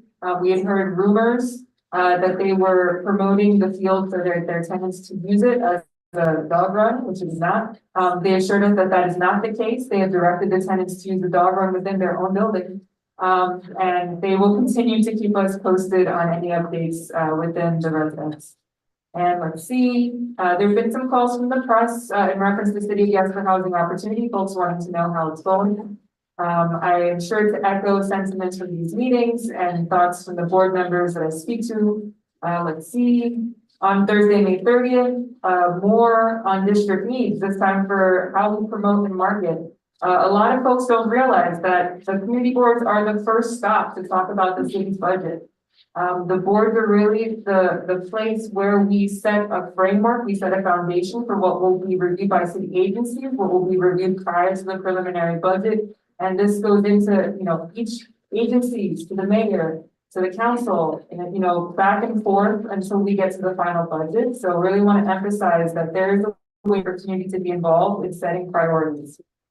And let's see, May 31st, very important, we're being audited. So much fun, not at all. But our budget is being audited again. It's another audit process, and we will be complying throughout the summer to ensure that we are following all procedures as per city regulations. More information will be provided after the summer recess. And we're getting close, almost there. We continue to work with the Center for Urban Pedagogy on the community board term limit project. If folks have yet to save the date in their calendar, now is the time, Monday, June 24th from 5:30 to 7:30. All are welcome, although we encourage anyone that is interested in community board term limits, how that will affect the board. It will be at the Fund for the City of New York in Manhattan, and this is open to all boards citywide. CB4 is technically hosting. I will be moderating this panel. So I encourage everyone that wants to get involved to join us. And congratulations to everyone on the 12th annual Shape Up Bushwick. Everyone was calling, they were like, are we going to the community center? And I said, no. And thankfully the rain held off until after 3 p.m. And so we are very lucky to be in the park that day. It was a steamy day, but thank you to everyone for coming out and making it a fun event as usual. And to the Congresswoman for being there in person. And we know our other elected officials have sent representatives because they were either in Albany in session or in stated. So we certainly appreciate the support. And we will also want to congratulate all honorees. And I will leave it there after noting we also received a call from a reporter in reference to vape shops in Bushwick, which led to a conversation that distinguished between licensed tobacco retail or individuals that are licensed to sell e-cigarettes versus the cannabis retail shops, so adult use cannabis retail. So it led to an interesting conversation, and we asked all reporters that reached out to us to keep us posted. And I attended yesterday, actually, a meeting. It was exploring curb and parking management needs. It was the New York Regional Curb and Parking Management Forum. There were folks all across the state on this forum, and they asked questions about how the curb is being used, what are the concerns, and so I emphasized many of the issues that we hear in and out about parking within these meetings, and hopefully we will see some type of guidance or support for other options for folks that are here that desperately need parking when we see it being lost to other services every day. And as Mr. Camacho mentioned, the district service cabinet meeting was well attended. I just want to emphasize how important that is. I've heard from folks that have no one attend their district service cabinet meeting. So to have 20+ agencies just show how active Bushwick is and how attentive folks are being. So just want to say thank you once again. And that concludes my report. Happy and healthy summer, everyone. All right, next is committee reports. We'll get it started with housing and land use and economic development. Go for it, Anne. Hi, everybody. Anne Guiney, Housing and Land Use Committee. We met on May 21st, and we had several things on the agenda. The first was an informational presentation about a proposed rezoning for 460 Trouton Street. Right now, it's a one-story building, zone M11, occupied by Aaron's Manufacturing Corp. They've been there for 40+ years. They don't have the exact number. They make belts. They are requesting, and they wanted to come before the community board before they even start the whole ULURP process, because they would like to go from M11 to M15. That basically means adding either 3 or 4 stories because they want to expand their capacity. They said they have access to government contracts that they can't fulfill, but if they can build more, they'd like to be able to do that. We asked a lot of questions. They're asking, they're proposing to do another 18,600 square feet to the existing one-story building. Again, it's informational. The ULURP hasn't started. It would only be manufacturing, no residential. They will be the primary users of this building. If it gets approved, that would be in about 9 to 12 months. Construction would be about 18 months. We asked a lot of questions about things like parking, about if there is excess space, what will you do with it? Will you rent it out? There will be no residential. They're going to apparently be able to continue manufacturing on site while construction is going on. Because I think we did ask a question thinking, wait a second, is this a bait and switch, which we have seen before where people apply for a rezoning and then move out and they're like, oh, Pennsylvania's nice. And they stay there and they don't come back. So I think that was something we were very concerned about. They have committed to us at least, and this is non-binding, but we were actually exploring things about making it more binding, which is how do you make sure that they commit to that and then of course stay if we grant that. But again, it's not residential. It is the block. It is it's Star and St. Nicholas and Cypress. So if you're familiar, there's a chicken, a Pollo Vivero on the far corner. There is the storage facility on the other corner, and yeah, exactly. So so that they came before us, and you know, if we can get base guarantees, and it all sounds honestly fine, because one of the things we are always looking to do is supporting the increase of manufacturing in Bushwick. So that was one thing. There was something that came through committee mail, 81 Beaver Street, which if you remember is the old William Ulmer Brewery over basically towards Woodhull Hospital on that side, right by Flushing Avenue. And that building got landmarked actually the pandemic, who even knows, several years ago, and I no longer recall. They are asking to build a handicap ramp and ask for a letter of comment support. the committee, voted to support that because there should be more handicap access. It seems like kind of a brainer. Finally, this came up very briefly, at the last meeting when Councilmember Nurse mentioned Homes Now campaign. That this is, an advocacy effort to support two existing programs that already exist and are not very well funded right now, Community Pillars and forgetting the second one. Does anyone remember the second? I don't remember. What was that? Open Doors and Community Pillars, thank you. Both of which can do really good things in Bushwick, have been operating, but just don't have enough money. So we voted to ask the wider board to send a letter of support, which would need to go out tomorrow, because that's pretty much what the deadline is. Finally, we discussed City of Yes housing opportunity. As you all probably remember, the May 15th meeting, we ran through, there was a public hearing, and I think a lot of you got that checklist, and we ran through them item by item. We did not go into deep detail on the ones that have no application in Bushwick, because, you know, time, and there were a lot of issues. And then the Housing and Land Use Committee came up with specific recommendations for each proposal, except for one, which I think know you're all gonna want to weigh in on. So we will, when it comes to the recommendations and the vote, we can actually run through that. I will group them similarly. The ones that do not apply to Bushwick and are non-controversial, I will quickly run through.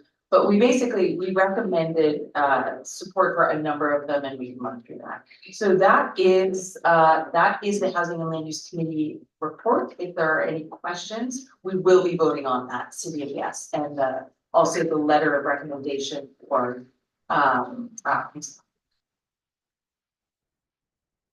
Mr. Ceballos? Yes, I want to clarify, the address for the new, project is in Willoughby, between Cypress and San Miguel. Thank you, I'm sorry, it's, the technical address is 460 Trapman, but I guess I always bike around there or drive around there and I just don't remember, so thank you for that clarification. So, great, any questions, anybody? Going once, going twice? Sure, with the microphone, please.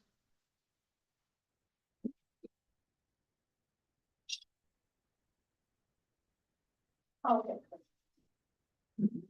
Hi, I just wanted, Stephanie Anderson, Housing and Land Use. I just wanted to say something about the parking and that the building company doesn't want to supply parking for the residents because they feel that they can add more units.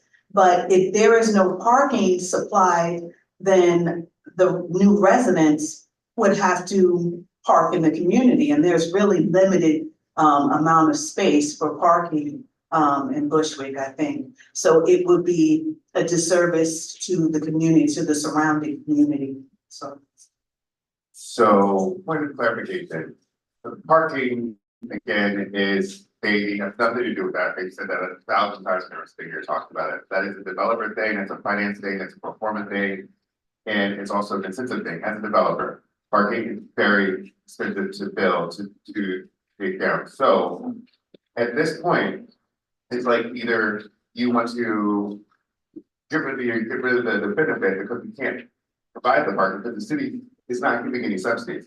We can go to the state and try to get a pilot program to get a 25-year tax abatement, but those are very competitive.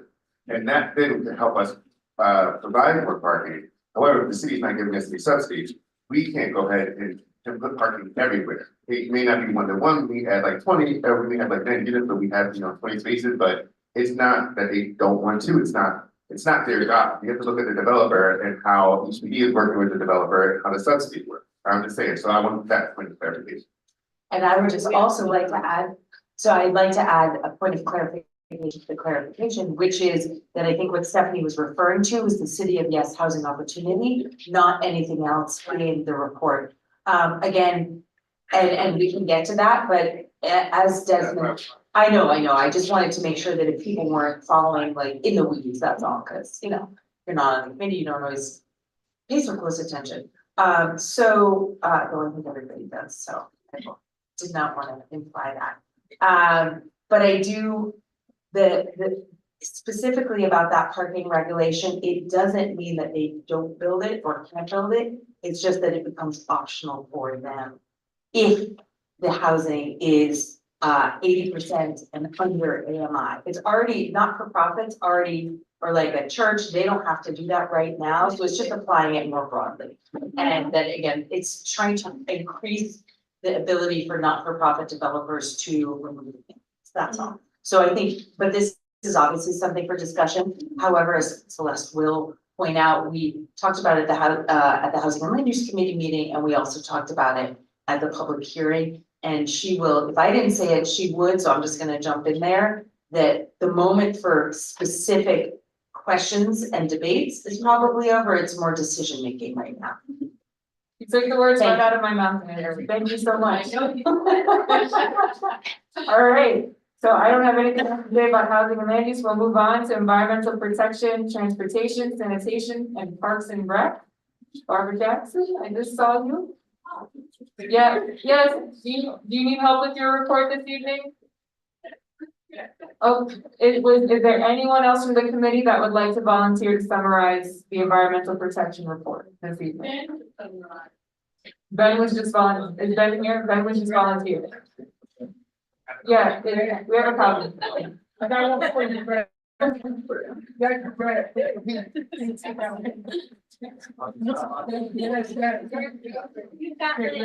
go. Okay, Ben Tucker, DPTS.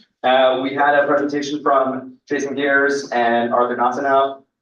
They were suggesting that we get DOT to change it from a one-way to a two-way.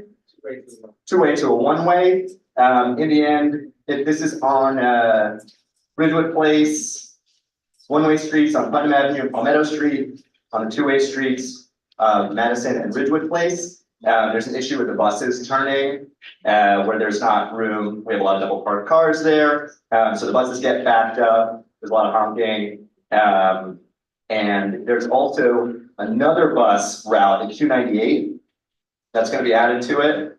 So that's a third bus route going down that block. It's going to be extremely backed up. Their recommendation was converting Ridgewood Place to a one-way street, adding delineators so that the turn doesn't have anybody double parked in the turning area, adding a taxi stand to Palmetto Street, adding a crosswalk on Palmetto and Ridgewood Place where there is currently none, adding a stop sign at Ridgewood Place on the corner of Palmetto Street, and adding a bus-only lane to Palmetto Street where the buses end at a bus terminal at the end of that block.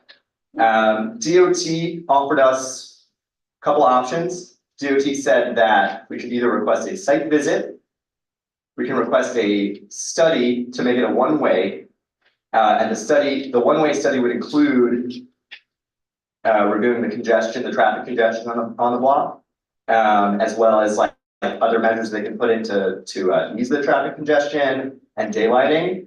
We can request a crosswalk, individually just a request for the crosswalk on Palmetto and Ridgewood. But they said that the expense of adding a crosswalk, they'd have to kill some parking, and they can't add a stop sign until the crosswalk is added there. Or we can request a congestion study only, which would only study the traffic patterns of the buses. So we, as a committee, recommended the site visit, which they can do instantaneously. They can do it like in the next month or two, as well as a recommendation for a one-way study, which, as I mentioned, the one-way study also includes a study on congestion. The one-way study is going to take place in an indeterminate amount of time, maybe 6 months, maybe a year. It gets added to a list of DOT projects, and they don't specifically tell us like what order it is on the list. It just happens when it happens. But we also did request a site visit, which, as I mentioned, they would come sooner rather than later for the site visit. And that was our only recommendation. That was our only recommendation is the one-way study of Ridgewood Place. That was it. There was no new business. There was no other recommendations. So.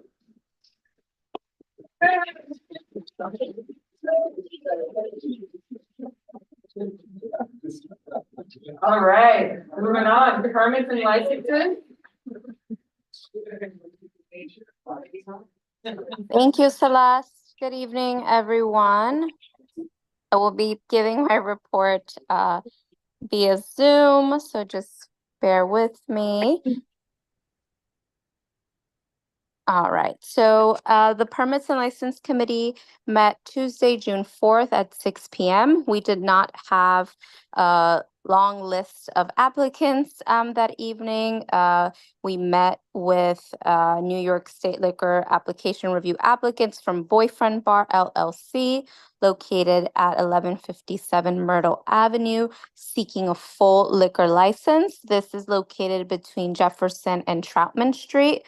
They are looking to operate as a cafe, bar, tavern, and during the morning and afternoon hours, and then switch over to a bar tavern in the evening. The applicant does have an outdoor space that falls within their property line, and they do plan to participate in DOT's Dining Out NYC program in the near future.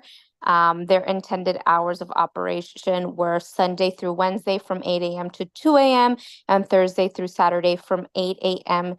to 4 a.m. Outdoor space hours were listed as the same hours. So the 2 a.m. and 4 a.m. hours, we did uplift to the applicant that the outdoor hours have to fall within our stipulation sheet, which is closing at 10 p.m.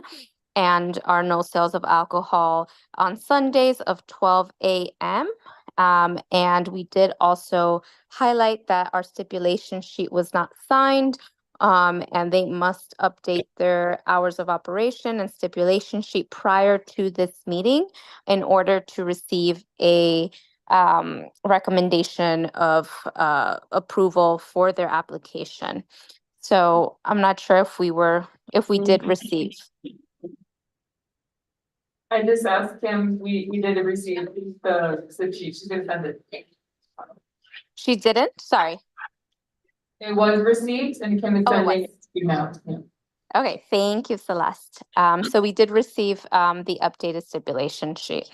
And then second, we had Jad Slyman, DBA Bushwick Comedy Club at 259 Melrose Street, looking for a beer and wine license. This will be a bar, tavern / comedy venue. I don't know if there are any comedy clubs in Bushwick, but this is interesting. And I think folks we had a lot of conversation about this establishment at the committee. You can reference our notes. But this is a BYOB establishment. This is applicant is a veteran retired EMT who has lived in the community on and off for the past 10 years and has decided to establish his new business for that reason. They have been operating pop-ups in the neighborhood and have already an existing audience for their comedy club. They do have a limited kitchen operation 2 nights out of the week and intend to invite food truck businesses into the space to host pop-ups in their kitchen while they are having their show. And what else? Their intended hours of operation are as follows: Sunday through Thursday from 7 p.m. to 10 p.m. and Friday through Saturday from 8 p.m. to 11 p.m. And the kitchen will operate Thursday through Saturday from 8 p.m. to 10 p.m. There is no outdoor space. We did let the applicant know and made a suggestion that if they checked off the intended hours for their kitchen to maybe extend them for the entire week in case they want to expand their operation and they don't have to return to the board and the committee to update that information, as well as submitting amended documents to include recorded music in the kitchen hours, which I believe we did receive on June 6th. And those were the 2 licenses. And then we did have one establishment come forward with a corporate change, 895 Bar LLC, located at 895 Broadway with a full liquor license. And a reminder that this corporate change just comes forward. We cannot make any recommendations on the existing hours up until the moment of their renewal. So they were just letting us know that they were adding partners to the establishment. And that was pretty much it, that they will be expanding and updating their menu. This is located on Belvedere Street and Arion Place, I believe. And that was it for the establishments for the meeting on June 4th. And if you have any questions, please let me know. We did discuss some old business in the committee. We talked about the Nightlife Safety Summit with Councilmember Gutierrez, which I did attend elsewhere on May 8th. And then also did remind the committee members to please provide updates regarding establishments causing negative impacts in the community, to please send that information over to Kim, because we are in contact with Ray Carrero, the Director of Quality of Life from the Mayor's Community Affairs Office, and they've been working with us to communicate any issues and work through all of that with us. So they've been really great. Other than that, I don't have anything else. Thank you so much. If anyone has any questions. All right, Melissa, Kim just let me know that there was some information on amended info that was put in the chat for you. So just in case it's needed during recommendations. Any questions, permits and licenses going once? Going twice? I don't see any hands raised or anyone in person. We will move on now. So technically we don't need to give a report, but James, would you like to say a few words about Shakeout this year? Once again, thank you for the opportunity to chair a planning meeting this year. The event was, I believe, a huge success. We're grateful for everybody who came, all the vendors who came, from the board organization. For us to have a successful event, and we look forward to next year. So, And we want to thank you for doing your job. Thank you.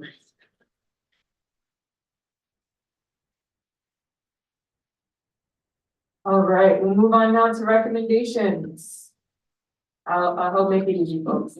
We're almost there. It is 8 o'clock. We're doing good. If I can make a suggestion for economic development and housing and land use, the suggestion is a blanket vote for both the 81 Beaver Street ramp and the Home Meets Now campaign. Is there a recommendation to do a blanket vote? So. You have to make the recommendation. Okay.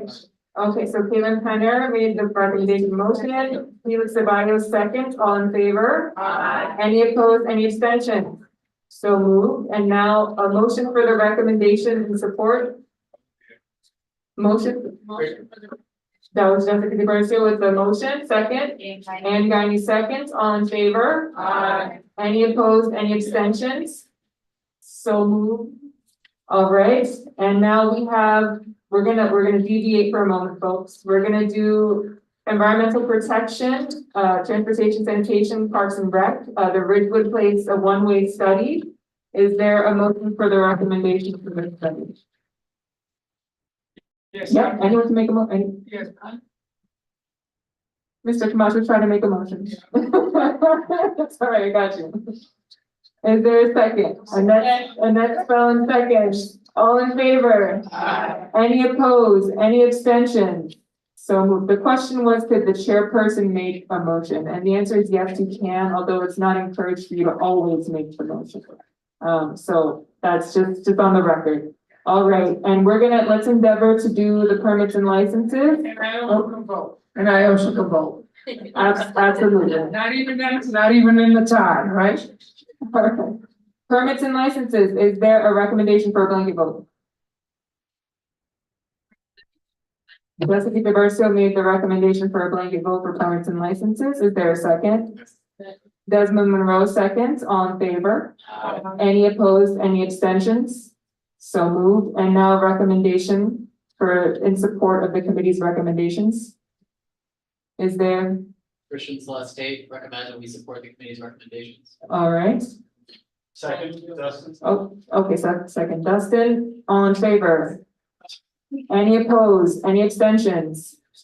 Okay, one moment, just give me one moment, we do this. Any other extensions? All right, anyone on Zoom abstained? I don't see any hands. All right, motion carried. Thank you, folks. All right, we're circling back, almost there. Housing and land use, city of yes, zoning for housing opportunity. And All right, everybody. So, as you all remember from the May 15th meeting, and it was attached to the, all the notices that came in your email today, there are quite a few recommendations in the city of yes. So we ran through last time. A lot of them have almost no applicability to Bushwick.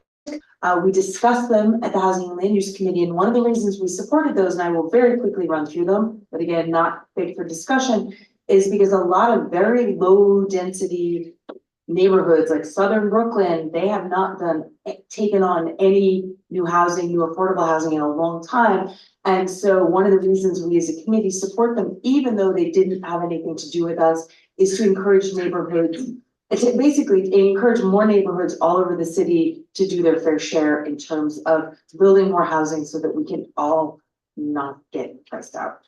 So, so I think that we'll just start with very briefly, the low density ones. Again, these don't really affect us at all because Bushwick is already denser than what qualifies under this as low density. So it's town center zoning, transit oriented development, accessory dwelling units, which is, putting like a little granny apartment in the backyard. That there are a few places that would apply, very few. We did say that we would really make sure we would support that if they would look at flooding as well as an issue, because we know flooding is a huge issue here. Right now, they're only looking at coastal flooding. We're not on the coast, but we do have floods. So things like that. And then district fixes, which are very, again, tweaks to the zoning codes that really would have almost no applicability to Bushwick. There are two big ones, and I'm going to run through the other miscellaneous ones. The sliver law, like these tiny little strange lots, landmark transferable development rights, which actually does apply because we have a lot of churches or a few landmarks where you could sell your, air rights to the guy next door so he can build up. So we put some stipulations on those that really cap it at, the existing zoning, which around here is R6, which, again, not getting into the weeds here, and then also making sure that people can't buy from your church and your church and your church and then build 20 stories by compiling all of these rights into one. So we got pretty deep into the weeds on these stipulations, but those are, I think that we can all be pretty comfortable, and the Housing and Land Use Committee did vote to support all of those. The two that I really want to flag for everybody, and the one on which Celeste has suggested, I think very wisely, that we have a roll call vote, is on the parking mandates and then universal affordability preference. So Stephanie already flagged the parking mandates right now. So basically what that is right now is that buildings over a certain size, and Desmond can provide detail for anyone after the meeting who would like to get into the weeds on that. But basically, over a certain size, you have to include a certain amount of parking. As Desmond said, this is expensive. It's already been removed for not-for-profit developers so that they don't have to do this. It becomes optional. They can build parking if they want to, but they don't have to. It's not a mandate. And then now what they're trying to do is to make that more broadly applicable if it's over, or if the units are being at 80% AMI or lower, too high for Bushwick, but getting closer to what we would like to see in terms of our affordability levels for affordable housing, they could also do that. So I think we should do that. So I'm just going to quickly read. So it's waive the parking requirement for, again, the percentage of AMI. Oh, sorry, you can average. So if you have some market rate and some very low, you can average it. As long as it gets to that percentage, that would qualify. Which again, gets around a sort of tricky bit that we bumped into, that people make just a little bit too much money to qualify for affordable housing. So if you do averaging, that it can help out. Anyway, and then also requiring parking in projects with less than X% AMI with income average. It's technical, but we did refer it also to the Transportation Committee for further analysis. So I think what we should do is do a roll call vote. Do you think, very broadly speaking, that certain types of projects should or should not have parking mandates. Celeste. I will further simplify this. What Thank we're you. really trying to determine here is who is for waiving parking and who believes that the parking should be included. I'm gonna make that very simple. So who believes that parking should be included in development projects? And who does not feel strongly about it? I see a hand raised. This is not the time for question. Okay. And we're not voting right now. It's gonna be a roll call. It's gonna be a Yeah, roll we're call. gonna do a roll call. So the way that I'm gonna frame it, and forgive me folks, but what I'm gonna say is because this is how the city is framing it, they want to remove the parking. So I'm gonna frame it as the city has presented this proposal. So if you are in favor, right, so if you say aye, then that means you are in favor of them removing or waiving the parking requirement. If you oppose that, then that means you are in favor of keeping the parking. Everyone clear? Thank you, Celeste, because I think sometimes we've run into that problem too. Do you need me to repeat that, Barbara? Yeah. Okay, so if you say aye to the roll call vote that's about to take place, and that means you support waiving the parking requirement, which means no parking. But if you say you oppose it, then that means you want parking. Everyone good? And then one other item I really want to flag, because this would apply to Bushwick, and I think this is potentially really important, but there were some issues that we flagged with it, even though I think people were generally very excited.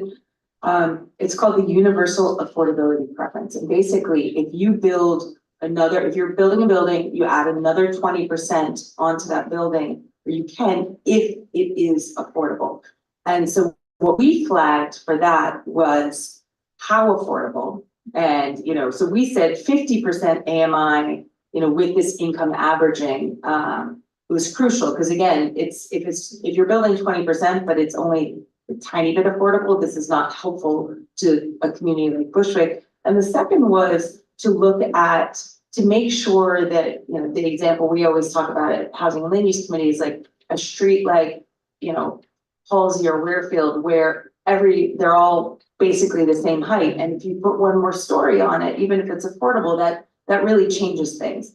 It totally on Wyckoff, buildings of all different sizes, you wouldn't even necessarily notice it, especially a larger building. So what we suggested is that it really mirrors, like if they want to pass that, which, we were interested in, make sure it's on the denser, broader streets, in a place like Bushwick. So that's something and that also that the building is 5,000 square feet or larger. So it's not just these little tiny, very small multifamily buildings where this kind of thing is happening. But with those stipulations, we support it. So that is running through, and I think we're pretty much ready for the roll call. So, but you shake your head, but we don't want it on the residential side streets. Like we're really trying to prevent that, and only on larger buildings, wider streets, and not side streets. Basically, the exact same type of logic in the Bushwick Community Plan, where you really try and preserve the side streets, because that's a huge part of the character and fabric and thing we love about this neighborhood. All right, I know Ms. Hicks, you have your hand raised. This is not the time for questions, but if you have something, I just want to make sure that there's clarity before we go into the roll call vote. It's to the motion. Question I have does it depend on the type of building we're talking about for garage? Underground or no garage or garage? No, We're it's very talking about the type general. of building?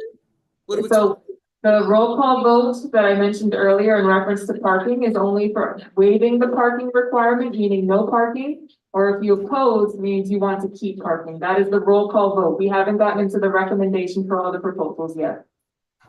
Okay? Yeah, but I'm questioning the type of building. It doesn't matter.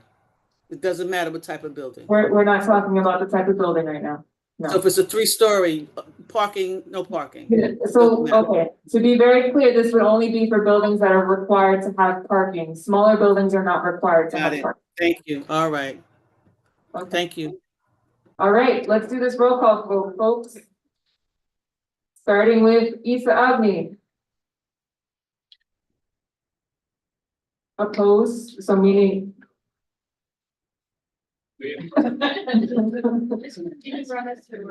Yeah, all right, one more time, just to make sure we're good. If you are in favor, or you say aye, that means you want to waive the parking requirement. If you oppose, or say nay, that means you want to keep parking. Okay, in favor, perfect. Stephanie Anderson. Opposed. Jacqueline Becerra. Joanna Bennett. Makiba Brown Elaine. Yeah. Are you for or do you oppose? Okay, so in favor? Okay. All right, Robert Camacho, Oh, Melissa Carrera Solano, Aye. Felix Ceballos, Oh. Christian Tate, Aye. Andrew Choi, Alvina Davis, opposed. Karina Dodd, Freddie Fowler, Aye. Joanna Fuentes, Jason Garrett, Christopher Graham, Ann Guiney, Aye. Zachary Hendrickson, Deborah Hicks, Opposed. Tanisha Honeygan, Opposed. Barbara Jackson, Oh, Kaisha Johnson, Virgie Jones, Sarah Jones Thomas, Luisa Jose, Nicholas Kaplan, Edward Kopp, Christine Malden, opposed. Freddie Madison. Okay. I'm sorry, what was that, Freddie? Opposed. Okay, thank you. Mary McClellan, Desmond Monroe, Alex Moreno, Romika Nichols Barnes, excuse, sorry, Zuma Navoa, Opposed. Carlos Ortiz, Caitlin Penner. Oh, okay, hold on, recused. Let me get rid of that. Okay, Raul Rubio. Bernadina Shaw. Barbara Smith. Opposed. Dustin Heard me? Som. Yes, I got you, Barbara. Dustin Somborn. Opposed. Annette Spellin. Opposed. James Stewart. Jessica DiBarcio. Ben Tucker. Jerry Valentine. Opposed. Linda Whitfield. Aye. All right, in case anyone wants to know, there are 13 ayes and 5, 10, 15, 20 nays. The nays have it. Recommendation to keep parking. Will the city do it is a whole other question, but at least we know where CB4 stands this evening. All right. Oh, no, not yet. There's still the recommendation. So, and do you want me to summarize or do you want to summarize essentially the committee recommended support with very specific technical stipulations that are all listed in the information that was shared, and just provide an overview. Is the committee prepared to make a motion? If so, please make a motion. Okay, a motion for Desmond, I heard you first, Desmond. Okay, Desmond, motion to accept and support with recommendations. And second, James Stewart. Friendly amendment, I offer friendly amendments last. Okay, yeah, we now have, we have a motion on the floor, folks. Okay. We're not supposed to amend a motion on the floor. So we have to technically, we'll get there, Christian, I promise. All in favor on the current motion, which is what's pre-existing, all in favor? Any opposed, any abstentions? So moved. And yes, motion carried. Christian, can you speak into the mic, please? Just because it'll cut out for Zoom phone. Sorry, Christian Celeste. I was just going to ask for a roll call vote on the small and shared housing as well. There was no recommendation for the committee for that. It was only for the parking. So I mean, unless someone wants to make a motion for that roll call vote right now. You can make the motion. Is there a second? Is there a second? Okay, all right, so, all right, get ready, folks. All right, hold on. Let me finish this motion. So Christian made the motion for the roll call vote, small and shared housing, Ben Tucker seconds, all in favor? Aye. I hear some ayes. Any opposed? I hear none opposed, none abstained, Okay, so we're doing another roll call vote, folks. So I'm just gonna give the 30-second version on what this is. We did discuss it. It is important. It was discussed very heavily in the committee as well. So small and shared housing is basically, you could look at it a bunch of different ways. It's some people, it's SROs basically. So SRO is a word that has a pretty tough history around here.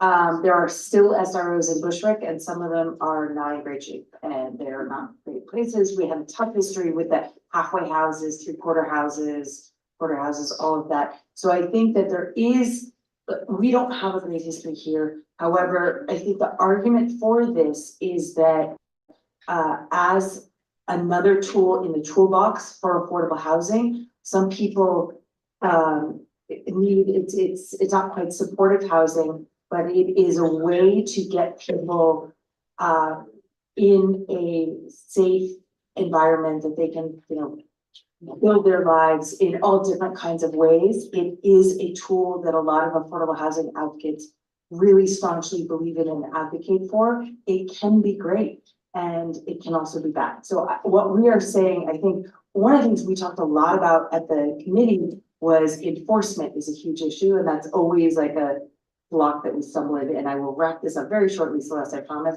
But basically, so what we did is we voted to support it with some very, very clear stipulations, which are identifying certain areas, identifying transit corridors as more appropriate for siting, like Broadway, Myrtle, Wyckoff, Flushing Avenue, really to flag our concern with Bushwick's history with SROs, and then also to restrict the elimination or dwelling unit factor to these buildings. So these are, some of those are really technical things, but we did discuss it very robustly and by a nose, not much, voted to support it.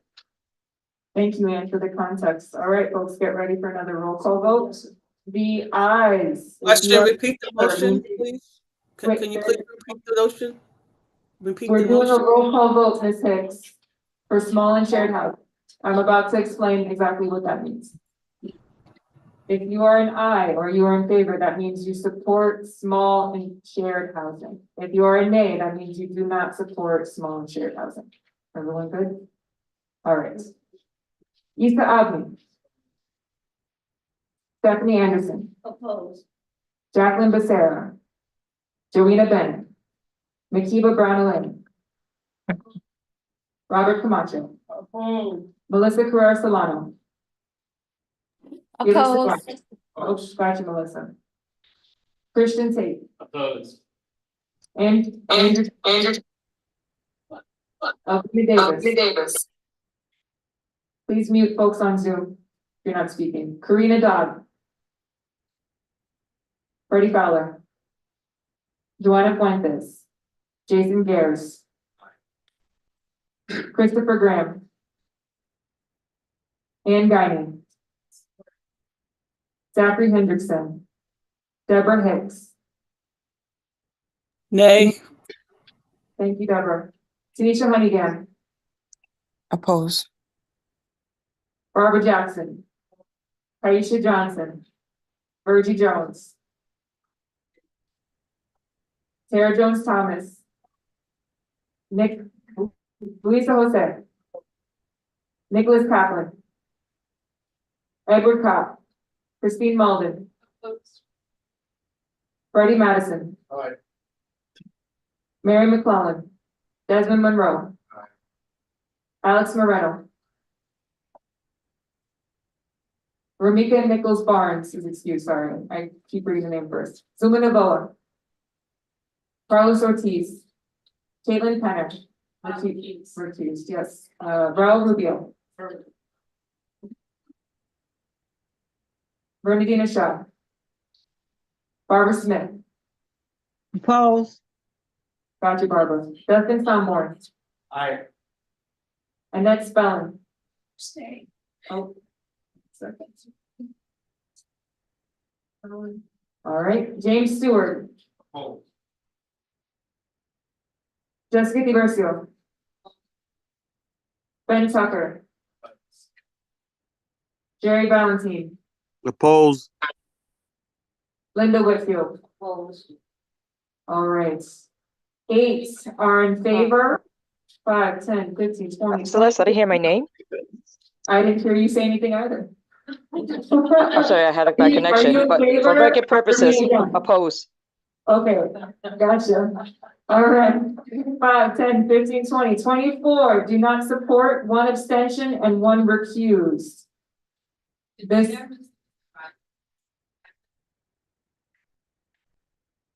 Yeah, he's sitting right next to me, he opposed, yeah. I got that one. Okay, so this does not have support from the board. So essentially, the recommendation that was passed before with support was just amended by this recommendation. Are there any other recommendations this evening, folks? Last call, going once, going twice. All right, that concludes recommendations this evening, the last of this meeting year. Congratulations. Yeah. All right, any old business? Going once, going twice, old business, none. New business, going once, going twice, hearing none. Announcements, 1.5 minutes, folks in person, please line up. We have the standing mic here. Folks on Zoom, please raise your hand. If there's anyone on Zoom now that has an announcement, we will take you first. I don't see anyone on Zoom, no hands? Okay, no hands on Zoom, means no one on Zoom has an announcement. Everyone in person, go for it. Hi, everyone. Dustin Sonneborn, CB4 Arts, Culture, and Technology Committee. No new news on the ARCAP project. Hopefully, we will get a report about that over the summer. I unfortunately am announcing I will not be the one to receive that information or announce it to you. I'm resigning over the summer. It's been great serving with you guys. I love you all. And I will see you around after I'm moving on. Come visit me.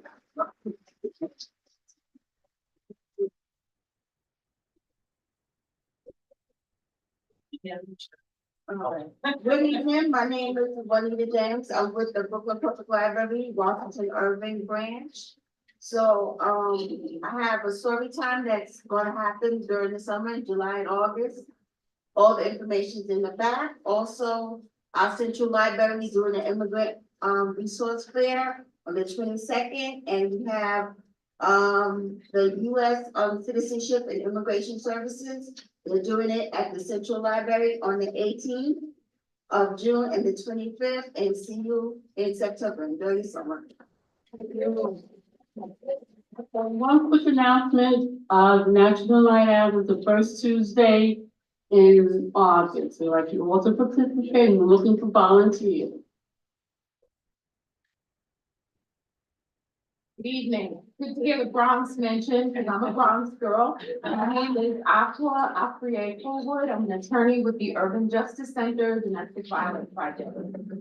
Hey, oh my God, good hands up to whoever made copies of the flyers of the domestic violence clinic. Thank you so much. And I was actually off today, I had a doctor's appointment. It's been crazy. Thank you also to the people who prepared the food because I was starving. But I wanted you guys to know that, because of the generosity of council member Sandy Nurse and also Shay Say, I run a family law clinic for their constituents because of their contribution to our agency. The Urban Justice Center is a law firm. It's actually like 7 law firms. I'm with the domestic violence law firm, but they have the sex workers project, the veterans project, they have the surveillance project. They got more projects than one could possibly imagine. But I'm here to talk about domestic violence for a hot second because someone said to me, oh, that doesn't involve me. If you have people in your life, somebody in your life is involved in a situation that is making their life very uncomfortable. It affects men, it affects women, it affects bullying in children, it affects us as human beings. We just can't seem to get along. If I were speaking to someone individually, my rate is $350 an hour. And so I really do not understand why people don't want to talk to me for free. So I'm just here to let you know that I'm in these offices. There's a flyer on the table from Councilman Nurse. I'm a family lawyer. The domestic violence also has an immigration unit that works on immigration matters. We are not for profit. We don't charge money. Family law involves custody, visitation, orders of protection, child support, maintenance, and divorce. So it'd be hard for people not to have those issues, here in, Brooklyn. So I just want to make you aware that these clinics are available. I encourage you to, look at DVP at urbanjustice.org and think about coming in, speaking confidentially with me for an hour. I will draft petitions for you. We have attorneys in all of the family justice centers in the boroughs. We have attorneys that go to court and actually litigate. I don't. I'm 5 minutes. Thank you so much. It's a minute and a half. I try to let you go on, but we appreciate you being here. Thank you. All right. For folks on Zoom, there are also resources provided at the table. Next. Hi, everybody. Lacey Tauber, Brooklyn Borough President's Office. Important reminder that on Monday, the 24th at 6:30, we are having a reception, swearing in ceremony and orientation for all new community board members. It is mandatory if you are a newly appointed or a reappointed member of the 2024 through 2026 cohort. So please, you should have RSVP'd to either join us in person or via WebEx. I think they just sent out the link today if you need it. If you didn't get it and you need it, come talk to me. If you can't make it, come talk to me. We'll figure out what to do for you. The second thing is fun. We are co-sponsoring with Paramount Plus movie nights in Brooklyn at McCarran, Prospect, Fort Greene, and for the first time, Coney Island this summer. Everybody loves an outdoor movie. There's a flyer over there. Go pick one up on your way out for the schedule, and happy summer. Thanks, Lacey. Hi, everyone. Councilmember Gutierrez office here. We will be co-hosting a Pride event with Rise the Borough at the Myrtle Avenue Whitehall Plaza this weekend. I believe is 12 to 2. We will also with warmer weather, we will be working with ACE to do graffiti removal. So please let our office know about any location that you would like the graffiti to be removed from. On June 29th, we will be having an e-waste event at El Williamsburg headquarters. So you can join us and just bring any electronics that you would like to give up.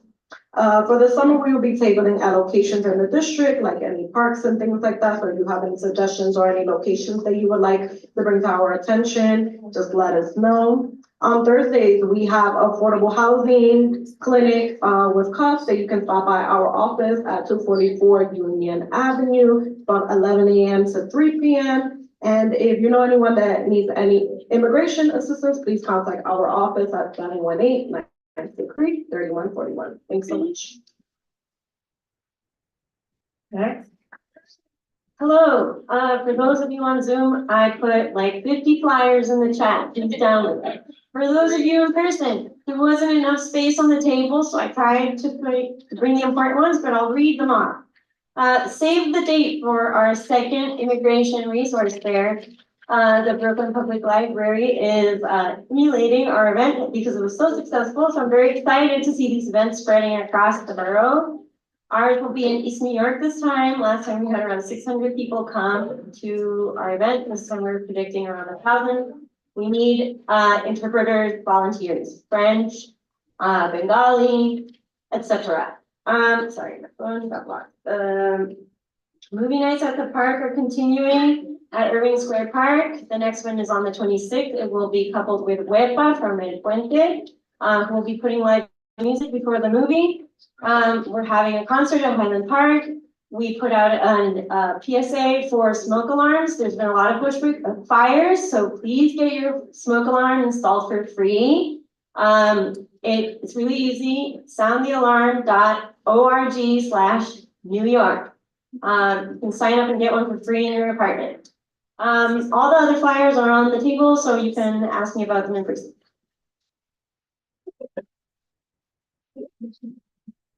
Hello, everyone. Couple of updates from our office, Congresswoman Velasquez's office. She's currently in Washington, D.C. The Congresswoman attended Shape Up Bushwick. It was such an amazing event, even though it was really hot. We were all fearing it was going to rain, but it was such an amazing event. She also attended the Knickerbocker Parade. Again, another amazing event. So go Bushwick with these amazing events. The Congresswoman last weekend, 2 weekends ago, hosted a FAFSA workshop to get our students informed about the changes coming to FAFSA. We partnered with CUNY and SUNY. It was an amazing success on a Saturday morning. We didn't expect so many students and so many community members to attend, but it was well attended. Also in legislative news, the Congresswoman has introduced the Liver Act as an important piece of legislation. This would increase federal funding to study, prevent, and treat liver cancer, which has actually been on the rise. It's one of the deadliest forms of cancer. 31,000 people died of liver cancer in 2018 alone. So this is an important piece of legislation that we're hoping to push for and pass. I just also want to mention my last update. The federal government proposed a rule, the Biden administration proposed a rule that would prohibit medical bills from being included on credit reports. This is really big news. This rule would remove medical debt on credit reports for over 15 million people. And this is building upon $7 billion in medical debt that's being eliminated by the end of 2026, thanks to the American Rescue Plan, which the Congresswoman supported. So a lot of stuff coming down from the federal government. Besides that, I just want to say happy summer. Happy Father's Day to all the fathers in the rooms and the mothers who played both parts. Yeah, if you need any assistance, we have our office information over there. Office is 718-599-3658. Any assistance with any federal agencies, please contact myself or just call the office. Thank you so much and have a happy summer. Good evening, updates from the Office of Senator Julia Salazar. We are happy to announce the partnership with Bushwick Campus, the School of Social Justice, along with other agencies to make it possible to have a program making way this summer. This will provide free water safety lessons for elementary school children who signed up through a Beacon program. Also upcoming events, we continue to have community at our office the first Monday of every month. The next one will be July 1st from 11 a.m. to 2 p.m.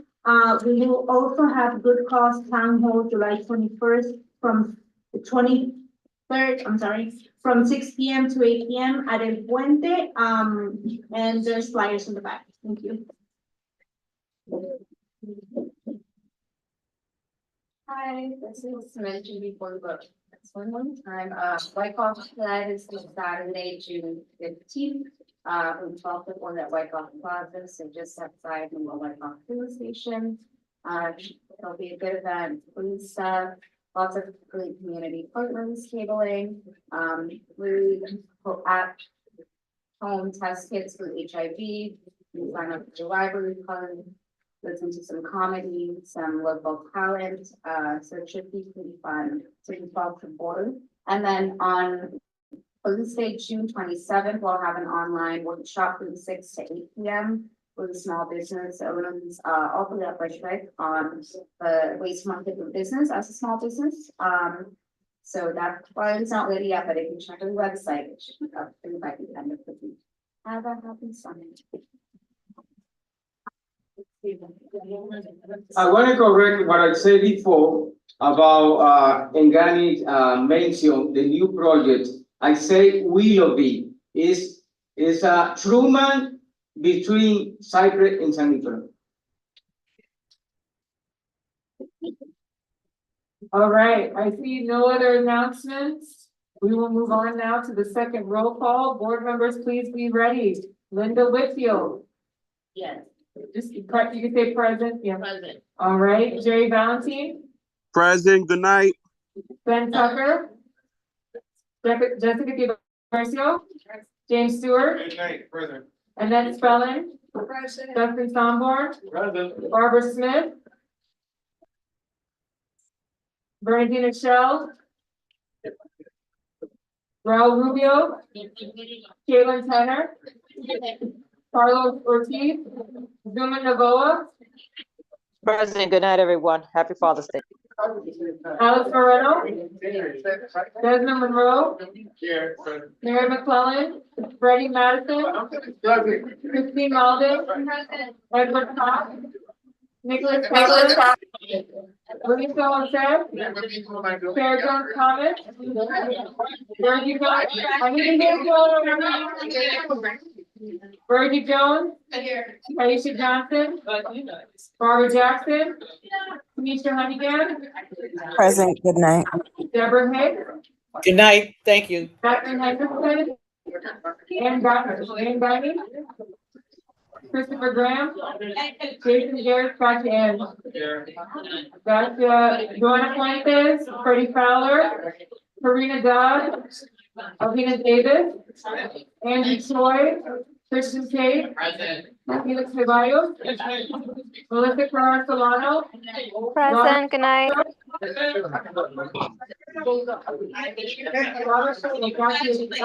Steve Brown Lane, Joanna Bennett, Jacqueline Becerra, Stephanie Anderson, Lisa Avenue. Please sign in if you did not sign in. Please sign in. A motion to adjourn. Raul Rubio, is there a second? Kirsten Tate, all in favor? I second, Gene Navola. None, good night, it's too late, we set a record. Happy summer, folks.